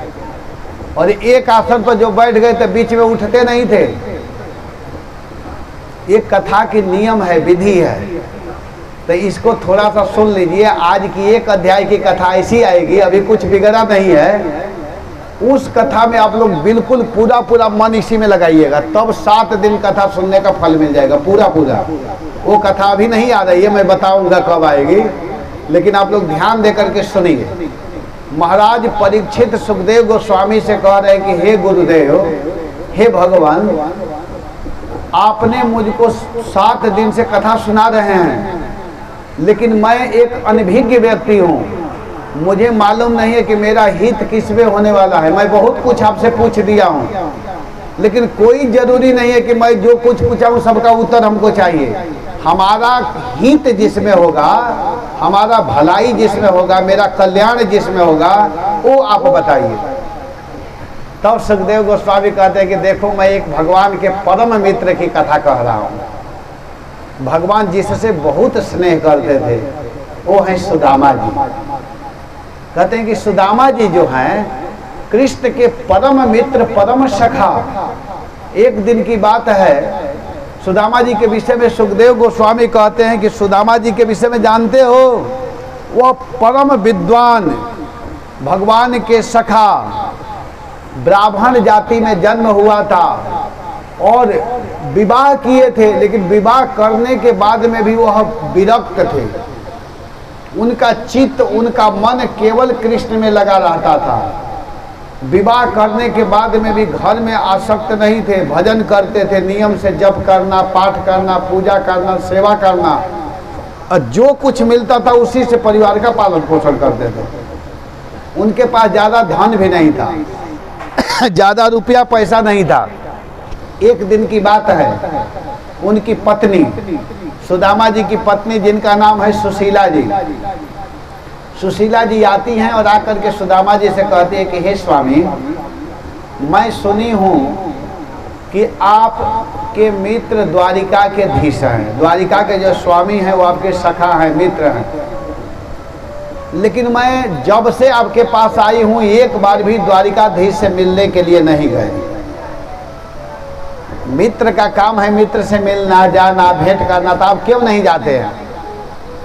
तो सुदामा जी कहते हैं कि देखो, हमारी इच्छा है अपने मित्र से मिलने की, लेकिन मेरे यहाँ कुछ भी मित्र को देने के लिए नहीं है, और मित्र के यहाँ खाली हाथ कभी नहीं जाना चाहिए। तो सुशीला जी कहते हैं कि अरे स्वामी चिंता मत कीजिए, मैं अपने पड़ोसिन के यहाँ से अभी लेकर के आती हूँ। देखिए, पहले के पड़ोसी लोग एक दूसरे की हेल्प करते थे, सहायता करते थे। पड़ोसी का मतलब है कि अगर हमारे घर में खाने के लिए है और मेरे बगल वाले के घर में नहीं है, तो हमारा कर्तव्य बनता है कि उसको जा कर के भोजन कराएं। ऐसे पहले के लोग होते थे, और आजकल के लोग एक दूसरे के उन्नति को देख करके जलते रहते हैं। अपने दुख से दुखी नहीं होते हैं, अपने भोजन नहीं मिल रहा है इससे दिक्कत नहीं है, दूसरा कैसे आगे बढ़ रहा है उससे उनको टेंशन हो जाता है। इस पर एक मैं कथा सुनाता हूँ कि एक व्यक्ति थे, वो अपने गुरु को खुश कर लिए। तो गुरु कहे कि बेटा तुम जो मांगोगे मैं दे दूंगा। तो कहा कि गुरुदेव देना चाहते तो हमको 10 लाख रुपया की व्यवस्था कर दीजिए। तो गुरु जी कहे कि देखो वो तो ठीक है, लेकिन तुम जो मांगोगे ना वो तुम्हारे पड़ोसी को दूना हो जाएगा। तो कहा कि ये तो गड़बड़ है, 10 लाख मुझे मिलेगा, मेरे पड़ोसी को 20 लाख हो जाएगा, ये तो ठीक नहीं है। तो कहा कि गुरुदेव मैं जो मांगूंगा वो आप दे देंगे? तो कहा हाँ मांगो। कहा कि हमको पैसा नहीं चाहिए, अगर आप देना ही चाहते हैं तो मेरे एक आंख को फोड़ दीजिए। वो पड़ोसी बोल रहा, क्यों? कि बगल वाला का दूसरा दोनों आंख खत्म हो जाएगा, समाप्त हो जाएगा। आज के लोगों के सोच इस तरह की है, लेकिन पहले की ऐसी नहीं थी। तो सुदामा जी की पत्नी अपने पड़ोसिन के यहाँ गई और जा करके 4 मुट्ठी तंडुल, चतुर्मुष्टिन तंडुलान, 4 मुट्ठी चिवड़ा मांग करके लाई। और सुदामा जी उस चिवड़े को लेकर के द्वारिकाधीश से मिलने के लिए जा रहे हैं और मन में सोच रहे हैं कि अयम ही परमो लाभ उत्तम श्लोक दर्शनम। आज इस जीवन का परम फल मिलेगा कि मैं उत्तम श्लोक भगवान का दर्शन करूंगा। और इस प्रकार सोचते हुए जब सुदामा जी द्वारिकापुरी में पहुंचे तो वहां पर पहरेदार थे, वे रोक दिए। वे कहे कि आप जाकर कहो जो मालिक यहाँ के हैं वो मेरे सखा हैं, मेरे मित्र हैं। तो वे लोग देखे कि इनकी धोती फटी हुई है, हाथ में लठिया है, दुबले पतले हैं, ये कैसे द्वारिकाधीश के मालिक हो सकते हैं? लेकिन सुदामा जी कहे कि नहीं नहीं, वो मेरे बचपन के याद हैं, मेरे सखा हैं, जा कर के तुम कहो। तो इतना कहने पर वे लोग गए और जा कर के भगवान से कहे, क्या कहते हैं कि हे प्रभु देखिए एक ब्राह्मण आए हुए हैं, शीश पगा न झगा तन में, प्रभु जाने को आही बसे के ही ग्रामा, धोती फटी सी लटी दुपटी अरुपाय उपाहन की नहीं सामा, द्वार खड़े द्विज दुर्बल एक रहो चकिसो वसुधाय अभिरामा, पूछत दीन दयाल को धाम बतावत यापन नाम सुदामा। हे प्रभु एक ब्राह्मण देव आए हुए हैं, उनकी धोती फटी हुई है, हाथ में एक लठिया है, दुबले पतले हैं, और जब हम लोग पूछे कि आप कौन हो तो अपना नाम सुदामा बता रहे हैं और कह रहे हैं कि हमारे मित्र कृष्ण हैं। तो इस तरह की बात जब भगवान सुने तो भगवान सुन करके क्या किए कि तुरंत दौड़ करके आए, सुनते ही दौड़े चले आए मोहन। भगवान सुनते ही दौड़ करके आए और अपने मित्र को पकड़ लिए और पकड़ करके ऐसे आलिंगन किए, ऐसे आलिंगन किए। सुदामा जी पीछे हट रहे हैं और भगवान पकड़ करके आलिंगन कर रहे हैं। और भगवान लेकर के जब अपने भवन में गए तो निज आसन, जो सबसे सुंदर आसन था, उस पर सुदामा जी को बैठाए। और जब इस तरह की व्यवहार रुक्मिणी जी देख रही तो उनको कहना नहीं पड़ा। रुक्मिणी जी समझ गई कि ये कोई विशेष व्यक्ति हैं। बिना कहे रुक्मिणी जी जल लेकर के आई, समझ गई कि कोई विशेष व्यक्ति है। और भगवान परात में एक सुदामा जी के चरण को रखते हैं धोने के लिए, भी पानी का स्पर्श भी नहीं किए। लेकिन उस समय क्या हुआ कि उनके स्थिति को देख करके ऐसे बेहाल बेवाई न सो, पग कंटक जाल लगे पुण्य जोए, हाय महा दुख पाय सखा, तुम आए ते न किते दिन खोए। हे मेरे मित्र, हे मेरे सखा, तुम कितने दिन के बाद आए हो? देखी सुदामा की दीन दशा, भगवान की स्थिति। अरे देखी सुदामा की दीन दशा, करुणा करी के करुणा निधि रोए, पानी परात को हाथ छू नहीं, नैनन के जल सोमग धोए, पानी परात को हाथ छू नहीं, नैनन के जल सोमग धोए, पानी परात को हाथ छू नहीं, नैनन के जल धोए। सुदामा जी के स्थिति को जब भगवान ने देखा तो इतने जोर जोर से रोने लगे। भगवान कहे कि अरे मेरे मित्र, अरे मेरे सखा, तुम इतने दिन तक कहाँ पर थे? मेरे पास तुम क्यों नहीं आया? जे न मित्र दुख हो ही दुखारी तिनहु बिलोकत पातक भारी। मित्र का मतलब ही होना चाहिए कि अपने मित्र के दुख को देख करके दुखी हो, उसको मित्र कहते हैं। तो भगवान सुदामा जी का सेवा सत्कार किए और इसके बाद भगवान सुदामा जी से कहते हैं कि मेरे मित्र, मेरे लिए तुम आप क्या लाए हो, भाभी जी मेरे लिए क्या दी है।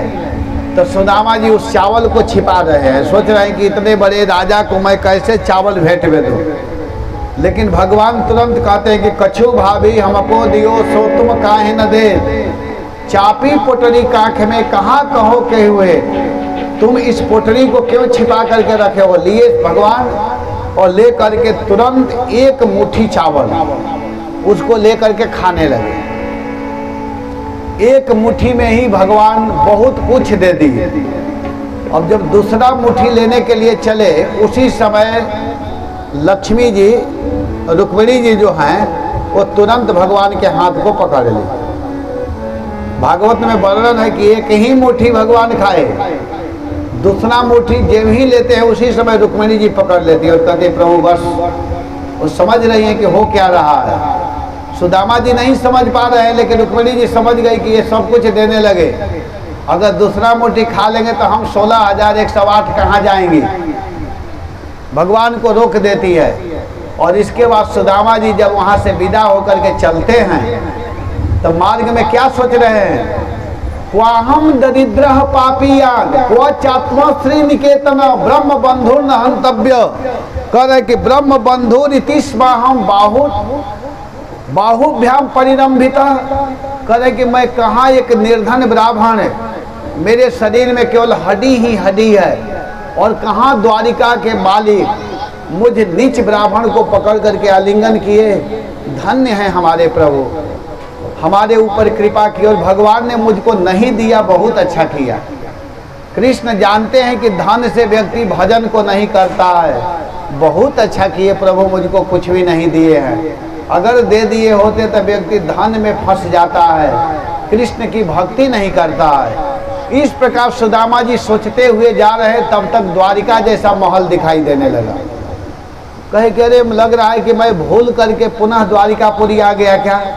उसी समय सुदामा जी की पत्नी सुशीला जी देखती हैं और दौड़ करके आई और आकर कही स्वामी ये द्वारिकापुरी नहीं, ये पोरबंदर है, ये आपका घर है। श्री कृष्ण ने कृपा किया है, द्वारिकाधीश के कृपा से यह भवन मिला हुआ है। इसको देख करके सुदामा जी कहते हैं कि धन्य हो मेरे मित्र, तुम देते हो लेकिन सामने से नहीं, छिपा करके देते हो। फिर भी सुदामा जी को धन मिलने के बाद में भी धन में मन नहीं लगा। उनकी मति, उनकी भक्ति, उनकी चेतना, उनकी बुद्धि केवल कृष्ण में लगी रही और कृष्ण के भजन करते रहे। धन उनको कुछ भी बाधित नहीं कर पाया। धन किसको बाधित नहीं करता है, जो सदैव कृष्ण को ही अपना मानते हैं। तो सुदामा जी के ऊपर भगवान ने कृपा किया और इस प्रकार इस प्रसंग को मैं पूरा करता हूँ। अब आगे की कथा बहुत संक्षेप में हम लोग सुनेंगे। आगे की कथा देखिए। अब धीरे धीरे भगवान के परम भक्त सुखदेव गोस्वामी कथा करते हुए अब आगे बढ़ रहे हैं और बढ़ते हुए वेद स्तुति का वर्णन करते हैं। और एक बार की बात है, भगवान के लड़के जो हैं, भगवान के लड़के ऋषियों की परीक्षा लेना चाहे। क्या किए कि स्वयं यही सांब जो है जाम्बवती के लड़का, उसको साड़ी पहना दिए बच्चे और पहना करके ऋषियों के पास गए और जा करके कहने लगे कि बताइए कि इसके भीतर लड़का है कि लड़की है। तो ऋषि लोग कहे कि इसके भीतर लड़का है ना लड़की है, इसके भीतर मूसल का टुकड़ा है और इसी से तुम लोगों का वध होगा। जब उसको खोल करके देखे तो वास्तव में मूसल का टुकड़ा था। और वो लोग घबरा गए, कृष्ण के पास नहीं गए और जा करके क्या किए कि उग्रसेन महाराज से कहे, उग्रसेन महाराज कहे कि इसको पाउडर बनाओ, चूर्ण, और बना करके समुद्र में फेंक दो। उनके कहने पर समुद्र में फेंक दिए और समुद्र में फेंकने के बाद में हुआ क्या कि वह मूसल का टुकड़ा समुद्र से बाहर बिखरा और उससे एक बहुत बड़ा पौधा हुआ तलवार जैसा तीक्ष्ण, और इसी से बाद में इन लोगों का आपस में लड़ेंगे और लड़ने के बाद में सभी लोग मारे जाएंगे।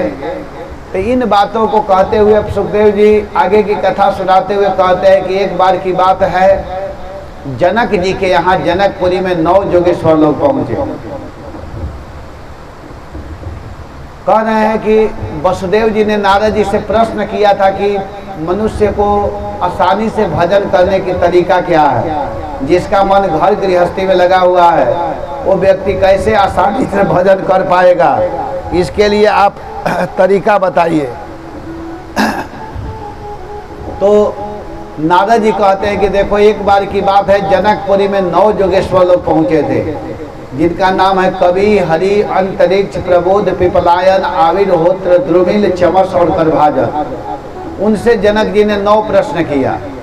9 प्रश्न में पहला प्रश्न किया कि भागवत धर्म क्या है, दूसरा है कि भागवत पुरुष का लक्षण क्या है, तीसरा है कि माया का स्वरूप क्या है, चौथा माया से तरने का उपाय क्या है, पांचवा ब्रह्म नारायण का स्वरूप क्या है, छठवां कर्म योग का स्वरूप, सातवां भगवत अवतार का वर्णन, आठवां भक्तिहीन पुरुष की गति क्या है, और 9वां युग के अनुरूप भजन करने की पद्धति बताइए।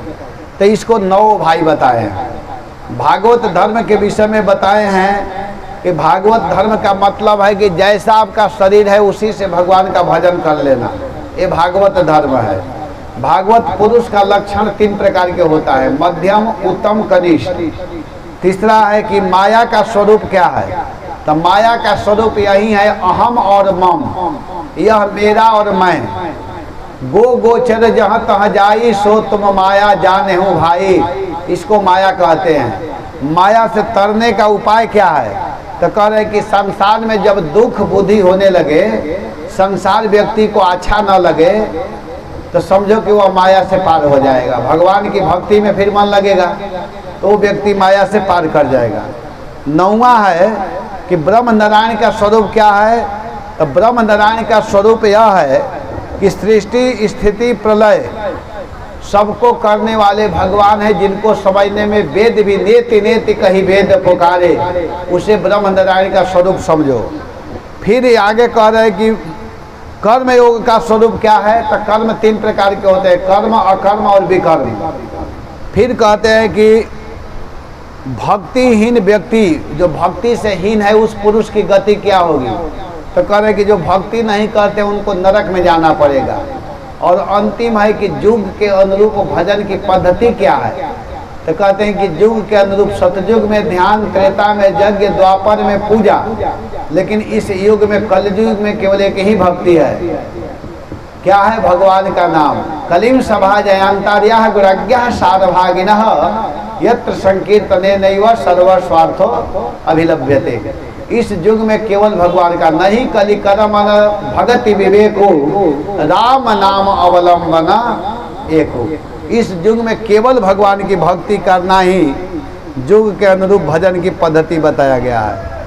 फिर अब आगे की कथा कर रहे हैं कि अब भगवान श्री कृष्ण इस धारा धाम को छोड़ करके जाना चाहते हैं।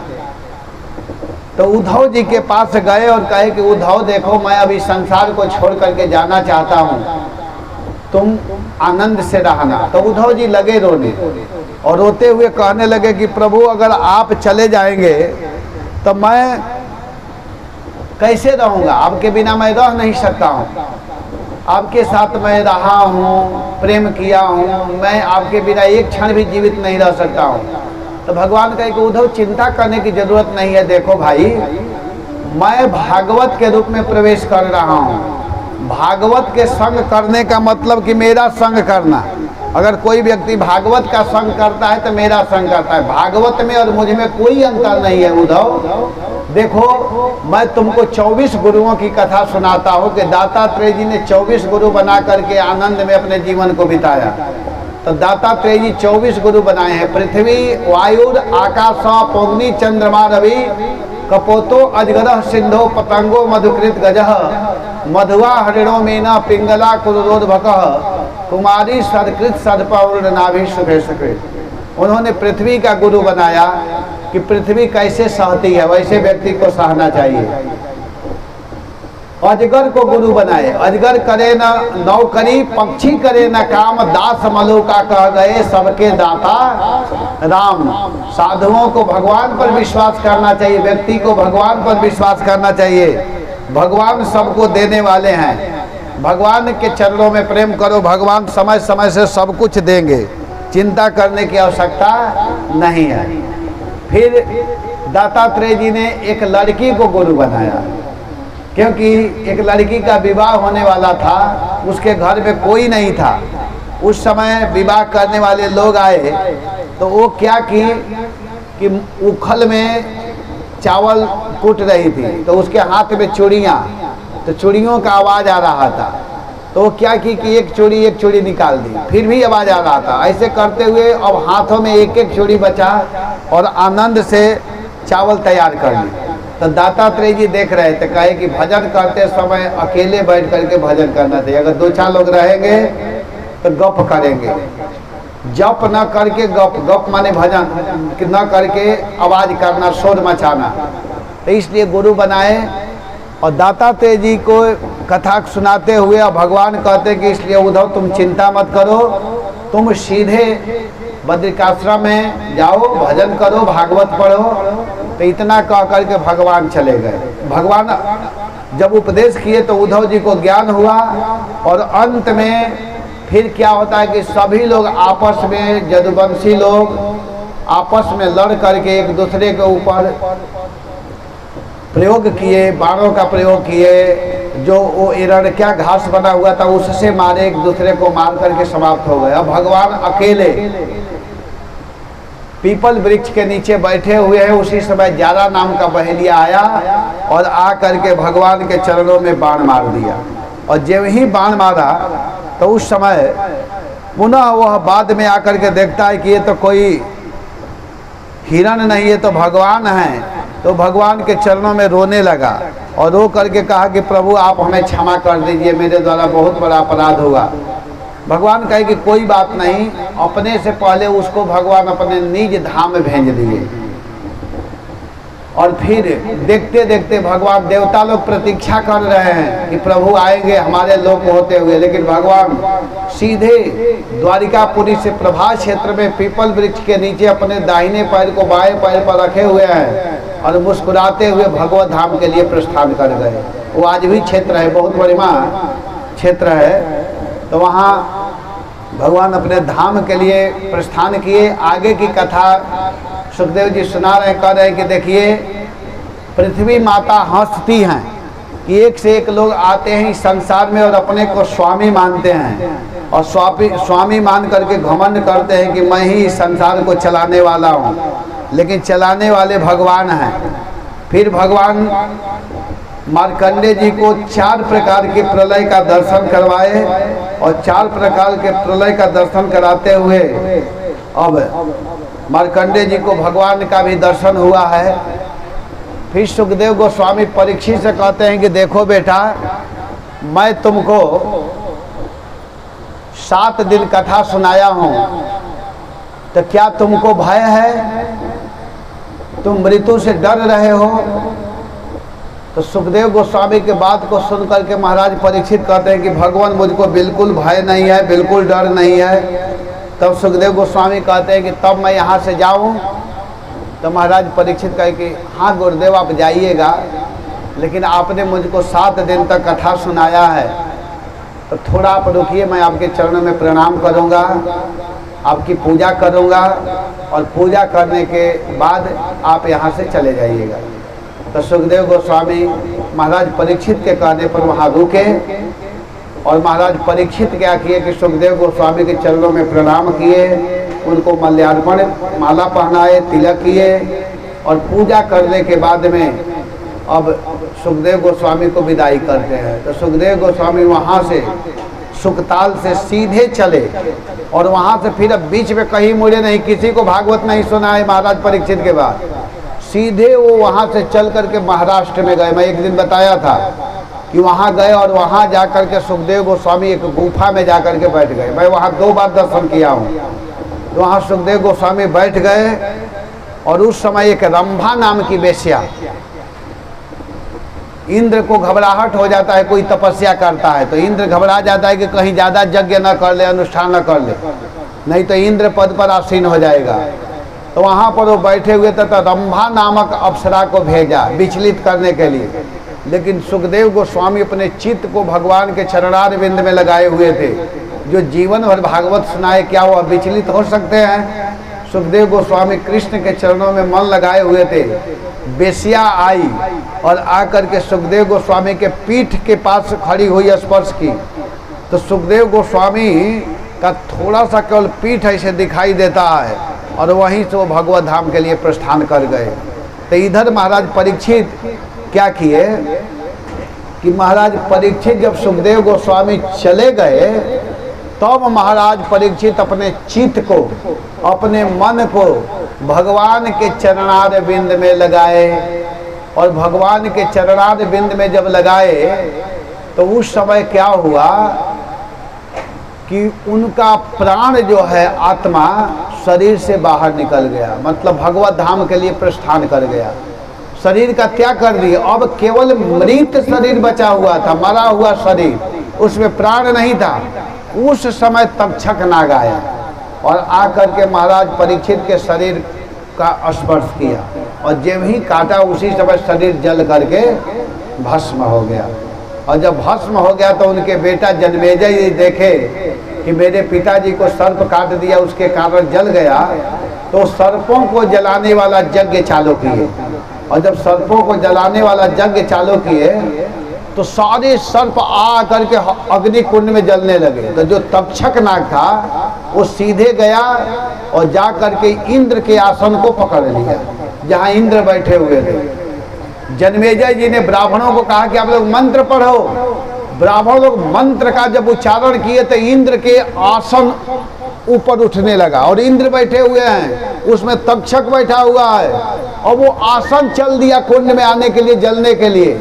उसी समय बृहस्पति जी आकर कहे कि ये सब क्या हो रहा है? जन्मेजय तुम क्या कर रहे हो? तुमको पता है तुम्हारे पिताजी भगवान के धाम को प्राप्त हो चुके हैं। ये मत समझो कि तुम्हारे पिता को सर्प काटा तब उनकी मृत्यु हुई, वो पहले ही अपने आत्मा को भगवान के चरणों में समर्पित कर चुके हैं। उनका मृत शरीर जल करके भस्म हुआ है। और बेटा देखो, इस तरह के कार्य मत करो, जल्दी इस अनुष्ठान को बंद करो।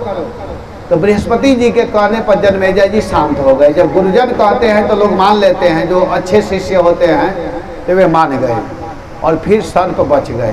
तो इस प्रकार की सुंदर कथा कहते हुए अब सूत गोस्वामी कथा कर रहे। सुखदेव जी चले गए और सूत गोस्वामी प्रवचन आगे की कथा कर रहे हैं। किसको सुना रहे हैं? शौनक आदि ऋषियों को। एक कथा हो रही है नैमिषारण्य में। सुखदेव जी सुना रहे थे कहाँ? सुखताल में। मैत्रेय जी कथा सुनाते हैं हरिद्वार में।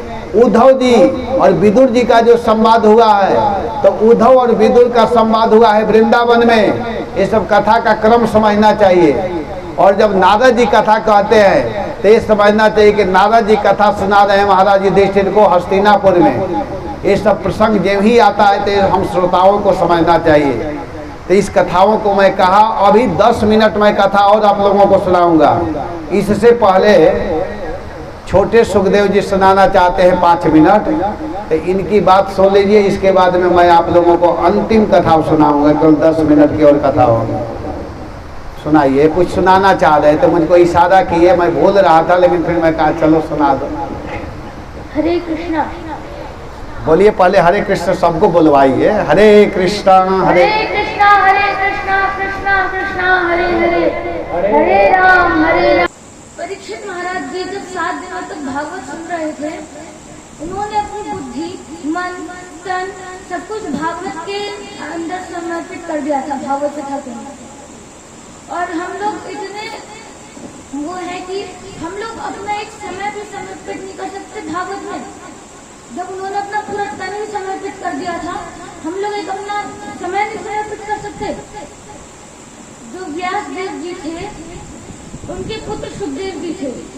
व्यास देव जी से जब सुखदेव जी ने सुना था भागवत, उस समय भी वो चुपचाप सुन रहे थे। और इस समय में देख रहा था कि बहुत सारे लोग सो भी रहे हैं, बहुत सारे लोग इधर उधर किसी से बात कर रहे हैं, बहुत सारे लोग कहीं जा रहे हैं। ऐसा कथा को कोई बीच में छोड़ के जाता है? तो मैं आपको एक बात बताऊं, जो सुखदेव जी थे, उन्होंने जब 7 दिनों तक कथा सुनाया था परीक्षित महाराज जी को, तो उसके संग वहाँ पर उनके संग नारद आदि ऋषि और देवताओं गण भी आए थे। तो उन लोगों को जब वो सुना रहे थे, तब जो परीक्षित महाराज जी थे, उनके मन का भाव सुखदेव जी स्पष्ट देख सकते थे। इसलिए जो परीक्षित महाराज जी बोलते थे, उससे पहले सुखदेव जी उसका उत्तर दे देते थे। ये होते हैं व्यास। और श्रोताएं वो होते हैं जो व्यास के मुख से निकले, उसको वो अपने एक कान के अंदर रख के अपने बुद्धि के अंदर ले जाए, लेने की एक कान में रखा और दूसरे कान से निकाल दिया। वह असली श्रोता नहीं होता। और असली व्यास वो होते हैं जो बताए तो बिल्कुल भगवान के बारे में बताए।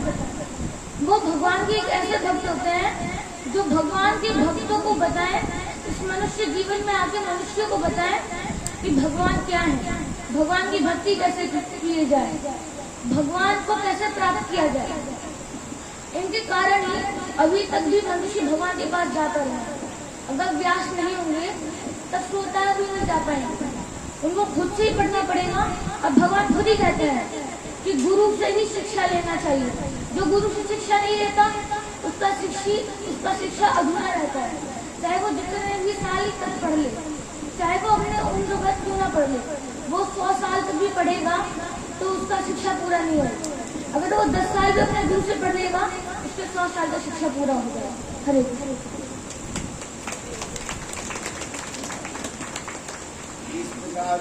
सूत गोस्वामी सौनक आदि ऋषियों को अब अंत प्रवचन करते हुए कह रहे हैं कि देखो, अब आप लोग ध्यान देकर के सुनिएगा। इसी कथा को सुनने से 7 दिन कथा सुनने का पूरा फल मिलता है। तो बिल्कुल 7 दिन कथा का फल ले लीजिए आप लोग। सूत गोस्वामी कह रहे हैं कि हे सौनक आदि ऋषियों, यह जो श्रीमद् भागवतम है ये 12 स्कंध में है और इस भागवत में 335 अध्याय है। प्रथम स्कंध में 19 अध्याय, दूसरा स्कंध में 10 अध्याय, तीसरा स्कंध में 33 अध्याय, चौथा स्कंध में 31 अध्याय, पंचम स्कंध में 26 अध्याय, षष्ठम स्कंध में 19 अध्याय, सप्तम स्कंध में 15 अध्याय, अष्टम स्कंद में 24 अध्याय, नवम स्कंद में 24 अध्याय, दसम स्कंद में 90 अध्याय, एकादश स्कंद में 31 अध्याय और द्वादश स्कंद में 13 अध्याय। तो इस प्रकार संपूर्ण भागवत में 335 अध्याय है। प्रथम स्कंद में सबसे पहले भगवान व्यासदेव जी भगवान के चरणों में स्तुति किए हैं। फिर 6 प्रश्न का जिज्ञासा किया गया है। सौनक आदि ऋषि 6 प्रश्न किए हैं और उसी स्कंध में व्यासदेव जी उदास अवस्था को प्राप्त थे। नारद जी ने अपने जीवन बता करके, अपने जीवनी को बता करके व्यासदेव जी के मोह को दूर किए। और उसी स्कंध में कुंती महारानी भगवान के चरणों में स्तुति की है। परीक्षित का जन्म हुआ है और परीक्षित को श्राप लगा है। तो इस तरह प्रथम स्कंध के कथा पूर्ण करते हुए द्वितीय स्कंध में सुखदेव गोस्वामी महाराज परीक्षित को कथा सुनाना प्रारंभ करते हैं। उसी स्कंद में सुखदेव गोस्वामी ने बताया कि अगर कोई हमेशा सुखी रहना चाहता है तो उसको भगवान की भक्ति करनी चाहिए। तस्माद् भारत सर्वात्मा भगवान ईश्वरो हरि श्रोतव्य कीर्तितव्य च स्मर्तव्यम च क्षताभजम। और उसी स्कंद में भागवत के 10 लक्षण का वर्णन किया गया है। द्वितीय स्कंद पूरा करते हुए तृतीय स्कंद में उद्धव विदुर का संवाद है। और उसी स्कंद में तृतीय स्कंद में ही विदुर जी मैत्रेय जी से मिले हैं, सृष्टि विषय प्रश्न किए हैं। उसी स्कंद में वराह देव का प्राकट्य होता है और वराह देव आकर के हिरण्याक्ष का वध करते हैं। और तृतीय स्कंद में ही देवहूति मनु कर्दम जी का संवाद है। भगवान कपिल देव आकर के अपने माता देवहूति को उपदेश किए हैं और अंत में माता देवहूति भगवान के चरणों को प्राप्त हुई है। तो तृतीय स्कंद समाप्त करते हुए चतुर्थ स्कंद में ध्रुव महाराज का चरित्र है, पृथु महाराज का चरित्र है, और उसी में पुरंजनोपाख्यान का वर्णन किया गया है। पंचम स्कंद में भावाटवी, भूगोल, खगोल, भरत जी के चरित्र का वर्णन और नरक का वर्णन किया गया है। षष्ठम स्कंद में अजामिल का उपाख्यान, नारायण कवच, वृत्रासुर जी का चरित्र, चित्रकेतु महाराज के पूर्व चरित्र और पुंसवन जो व्रत है उसके विषय में बताया गया है कि दीति किस प्रकार 1 साल तक पुंसवन व्रत की पालन की। इस तरह कथा कहते हुए षष्ठम स्कंद को पूर्ण करते हैं। सप्तम स्कंद में 3 वासना का वर्णन किया गया है, सत वासना, असत वासना, मिश्र वासना। उसमें प्रहलाद महाराज के चरित्र का वर्णन है और उसी में हिरण्यकश्यप का वध हुआ है। उसको मारने के लिए स्वयं नरसिंह देव भगवान आए हैं। और उसी स्कंद में ब्रह्मचर्य, वानप्रस्थ, गृहस्थ और संन्यास आश्रम का वर्णन किया गया है कि किस प्रकार गृहस्थ को रहना चाहिए। गृहस्थों के विषय में बताया गया है कि यावत भ्रियेत जठरम तावत स्वतोम ही देहिनाम अधिकम यो भी मन्येत सस्तेनो दंडमर्हति। जितना से पेट भर जाए उतना ही धन को अपना धन मानना चाहिए। उससे अधिक अगर कोई रखता है तो नारद जी कह रहे हैं कि वह चोर है और उसको दंड देना चाहिए। तो ऐसे कथा कहते हुए सप्तम स्कंद को पूरा करते हैं। अष्टम स्कंद में मनवंतर का वर्णन किया गया है और अष्टम स्कंद में गजेंद्र जी की कथा है, समुद्र मंथन की कथा है, मोहिनी जी आती हैं और उसी में भगवान शंकर को मोह होता है। किस प्रकार भगवान के पीछे, मोहिनी के पीछे शंकर जी भागते हैं। उसी स्कंद में बलि महाराज के दिव्य चरित्र का वर्णन किया गया है और अंत में भगवान मत्स्य की कथा है। तो अष्टम स्कंद पूरा करते हुए नवम स्कंद में सूर्य वंश और चंद्र वंश का वर्णन किया गया है। सूर्य वंश में बड़े बड़े राजा हुए हैं जिसमें सरियाती जी, नहुस जी, सौभरी जी की कथा है। उसी स्कंद में मंधाता की कथा है, सगर महाराज की कथा है। उसी सगर महाराज के लड़के आगे चल करके उनके लड़के के लड़के इस गंगा जी को इस धराधाम पर लाए और उसी नवम स्कंद में भगवान राम का जन्म हुआ है। और फिर जजाति महाराज, जदु महाराज का वर्णन किया गया है और अंत में सुखदेव गोस्वामी कहते हैं कि भगवान उसी जदु वंश में कृष्ण रूप में आए हैं। तो इस तरह कथा कहते हुए नवम स्कंद पूरा करते हैं। दसम स्कंद में भगवान का जन्म होता है। भगवान ब्रज में अनेक लीला करते हैं, माखन चोरी लीला, गोवर्धन लीला, रास विहार लीला, रुक्मिणी आदि के साथ में विवाह लीला, सुदामा जी के ऊपर कृपा, ये सब भगवान दसम स्कंद में किए। एकादश स्कंद में 9 योगेश्वरों का बहुत सुंदर उपदेश है। जनक जी ने 9 प्रश्न किए हैं, उन 9 प्रश्नों का उत्तर 9 योगेश्वर दिए हैं। और उसी स्कंद में ब्रह्म माया आदि का वर्णन करते हुए बहुत सुंदर वहाँ पर पुरुरवा महाराज के वैराग्य के विषय में बताया गया है कि पुरुरवा किस प्रकार एक उर्वशी के चक्कर में पड़ गए थे लेकिन अंत में उनको वैराग्य हुआ। और उद्धव गीता का वर्णन किया गया है उसी एकादश स्कंद में। तो इस प्रकार कथा कहते हुए अब द्वादश स्कंद में सुखदेव गोस्वामी प्रवेश किए, जिसमें कलयुग में भगवान के नाम लेकर के व्यक्ति आसानी से भगवान को प्राप्त कर सकता है। एक से एक राजा लोग हुए, पृथ्वी के ऊपर अपना शासन किए, सोचे कि मैं कभी मरूंगा नहीं, लेकिन सबको काल समाप्त कर देता है। काल के गाल में सभी लोग चले गए और पृथ्वी ज्यों के त्यों बनी रही। और 4 प्रकार के प्रलय का वर्णन करते हुए इसमें वर्णन किया गया है संक्षेप में संपूर्ण भागवत की कथा। अंत में कहते हैं कि देखो 18 पुराण है। 18 पुराण में ब्रह्म पुराण में 10,000 श्लोक है, विष्णु पुराण में 23,000 श्लोक है, शिव पुराण में 24,000 श्लोक है, नारद पुराण में 25,000 श्लोक है, मार्कंडेय पुराण में 9,000, अग्नि पुराण में 15,400, भविष्य पुराण में 14,500 श्लोक है और ब्रह्मवैवर्त पुराण में 18,000, लिंग पुराण में 11,000, वराह पुराण में 24,000 श्लोक है, स्कंद पुराण में 81,100 श्लोक है, वामन पुराण में 10,000, कूर्म पुराण में 17,000 श्लोक है, मत्स्य पुराण में 14,000, गरुड़ पुराण में 19,000 श्लोक है और ब्रह्मांड पुराण में 12,000, पद्म पुराण में 55,000 श्लोक है, और इस श्रीमद् भागवतम में जो है 18,000 श्लोक है, जिसकी कथा और पाठ आप लोग सुने, देखे, पढ़े। अब कहते हैं सुत गोस्वामी कि जितने पुराण हैं उन सभी पुराणों का सिरमौर पुराण श्रीमद् भागवतम है। इसीलिए श्रीमद् भागवतम पुराण ममलम यद वैष्णवानां प्रियम यस्मिन् पारमहंस्यमेकममलं ज्ञानं परं गीयते तत्र ज्ञान विराग भक्ति सहितं नैष्कर्ममाविष्कृतं तच्छृण्वन् विपठन् विचारण परो भक्त्या विमोचे नरः।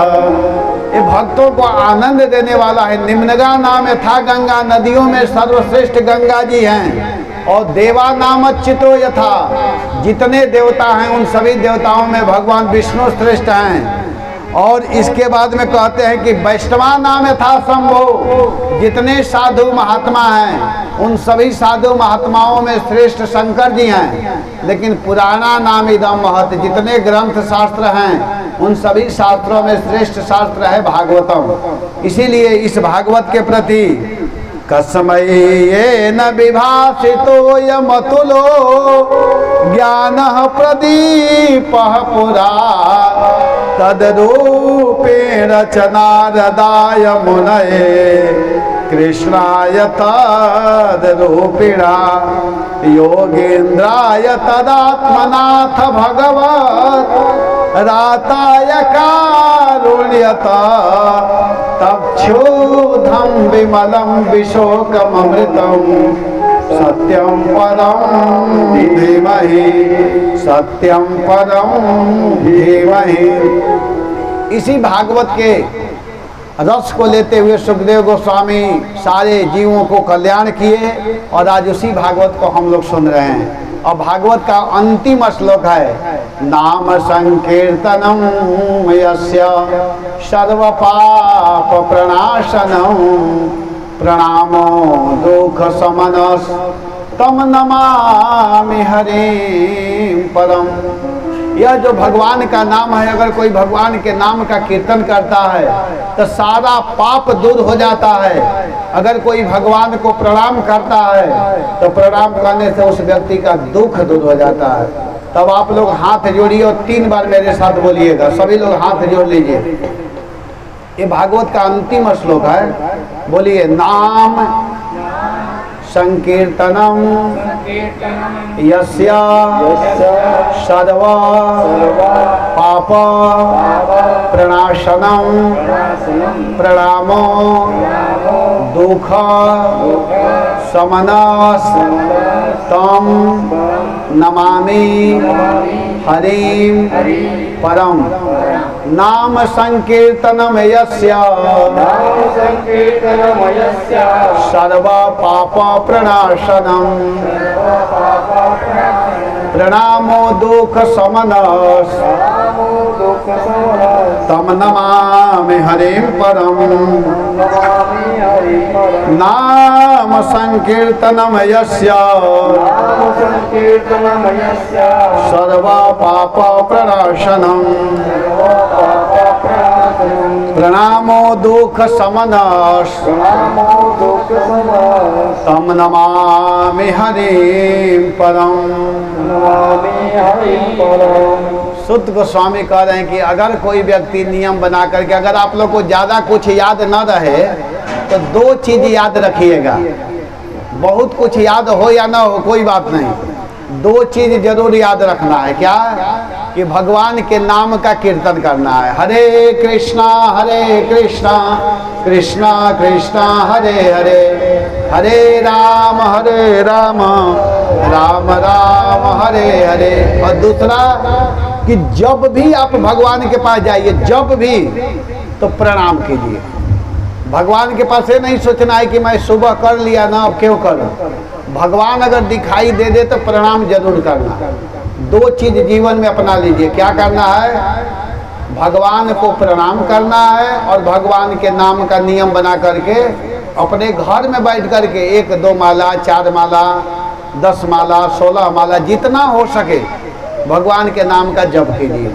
अगर एक करेंगे तो जीवन में भी आनंद रहेगा, इस जीवन में भी, और जब शरीर छूटेगा तब परम धाम को प्राप्त करेंगे, वहाँ भी आनंद ही आनंद है। तो भगवान की कृपा से, माता जी के कृपा से, माता जी हमसे कही, और प्रभु जी को मैं देखा नहीं था, लेकिन प्रभु जी और माता जी का स्वभाव मुझे बहुत अच्छा लगा। मैं माता जी को और प्रभु जी को विशेष धन्यवाद देता हूँ और राधा रानी से प्रार्थना करता हूँ, अपने आराध्य अपने ठाकुर भगवान कृष्ण से प्रार्थना करता हूँ कि इस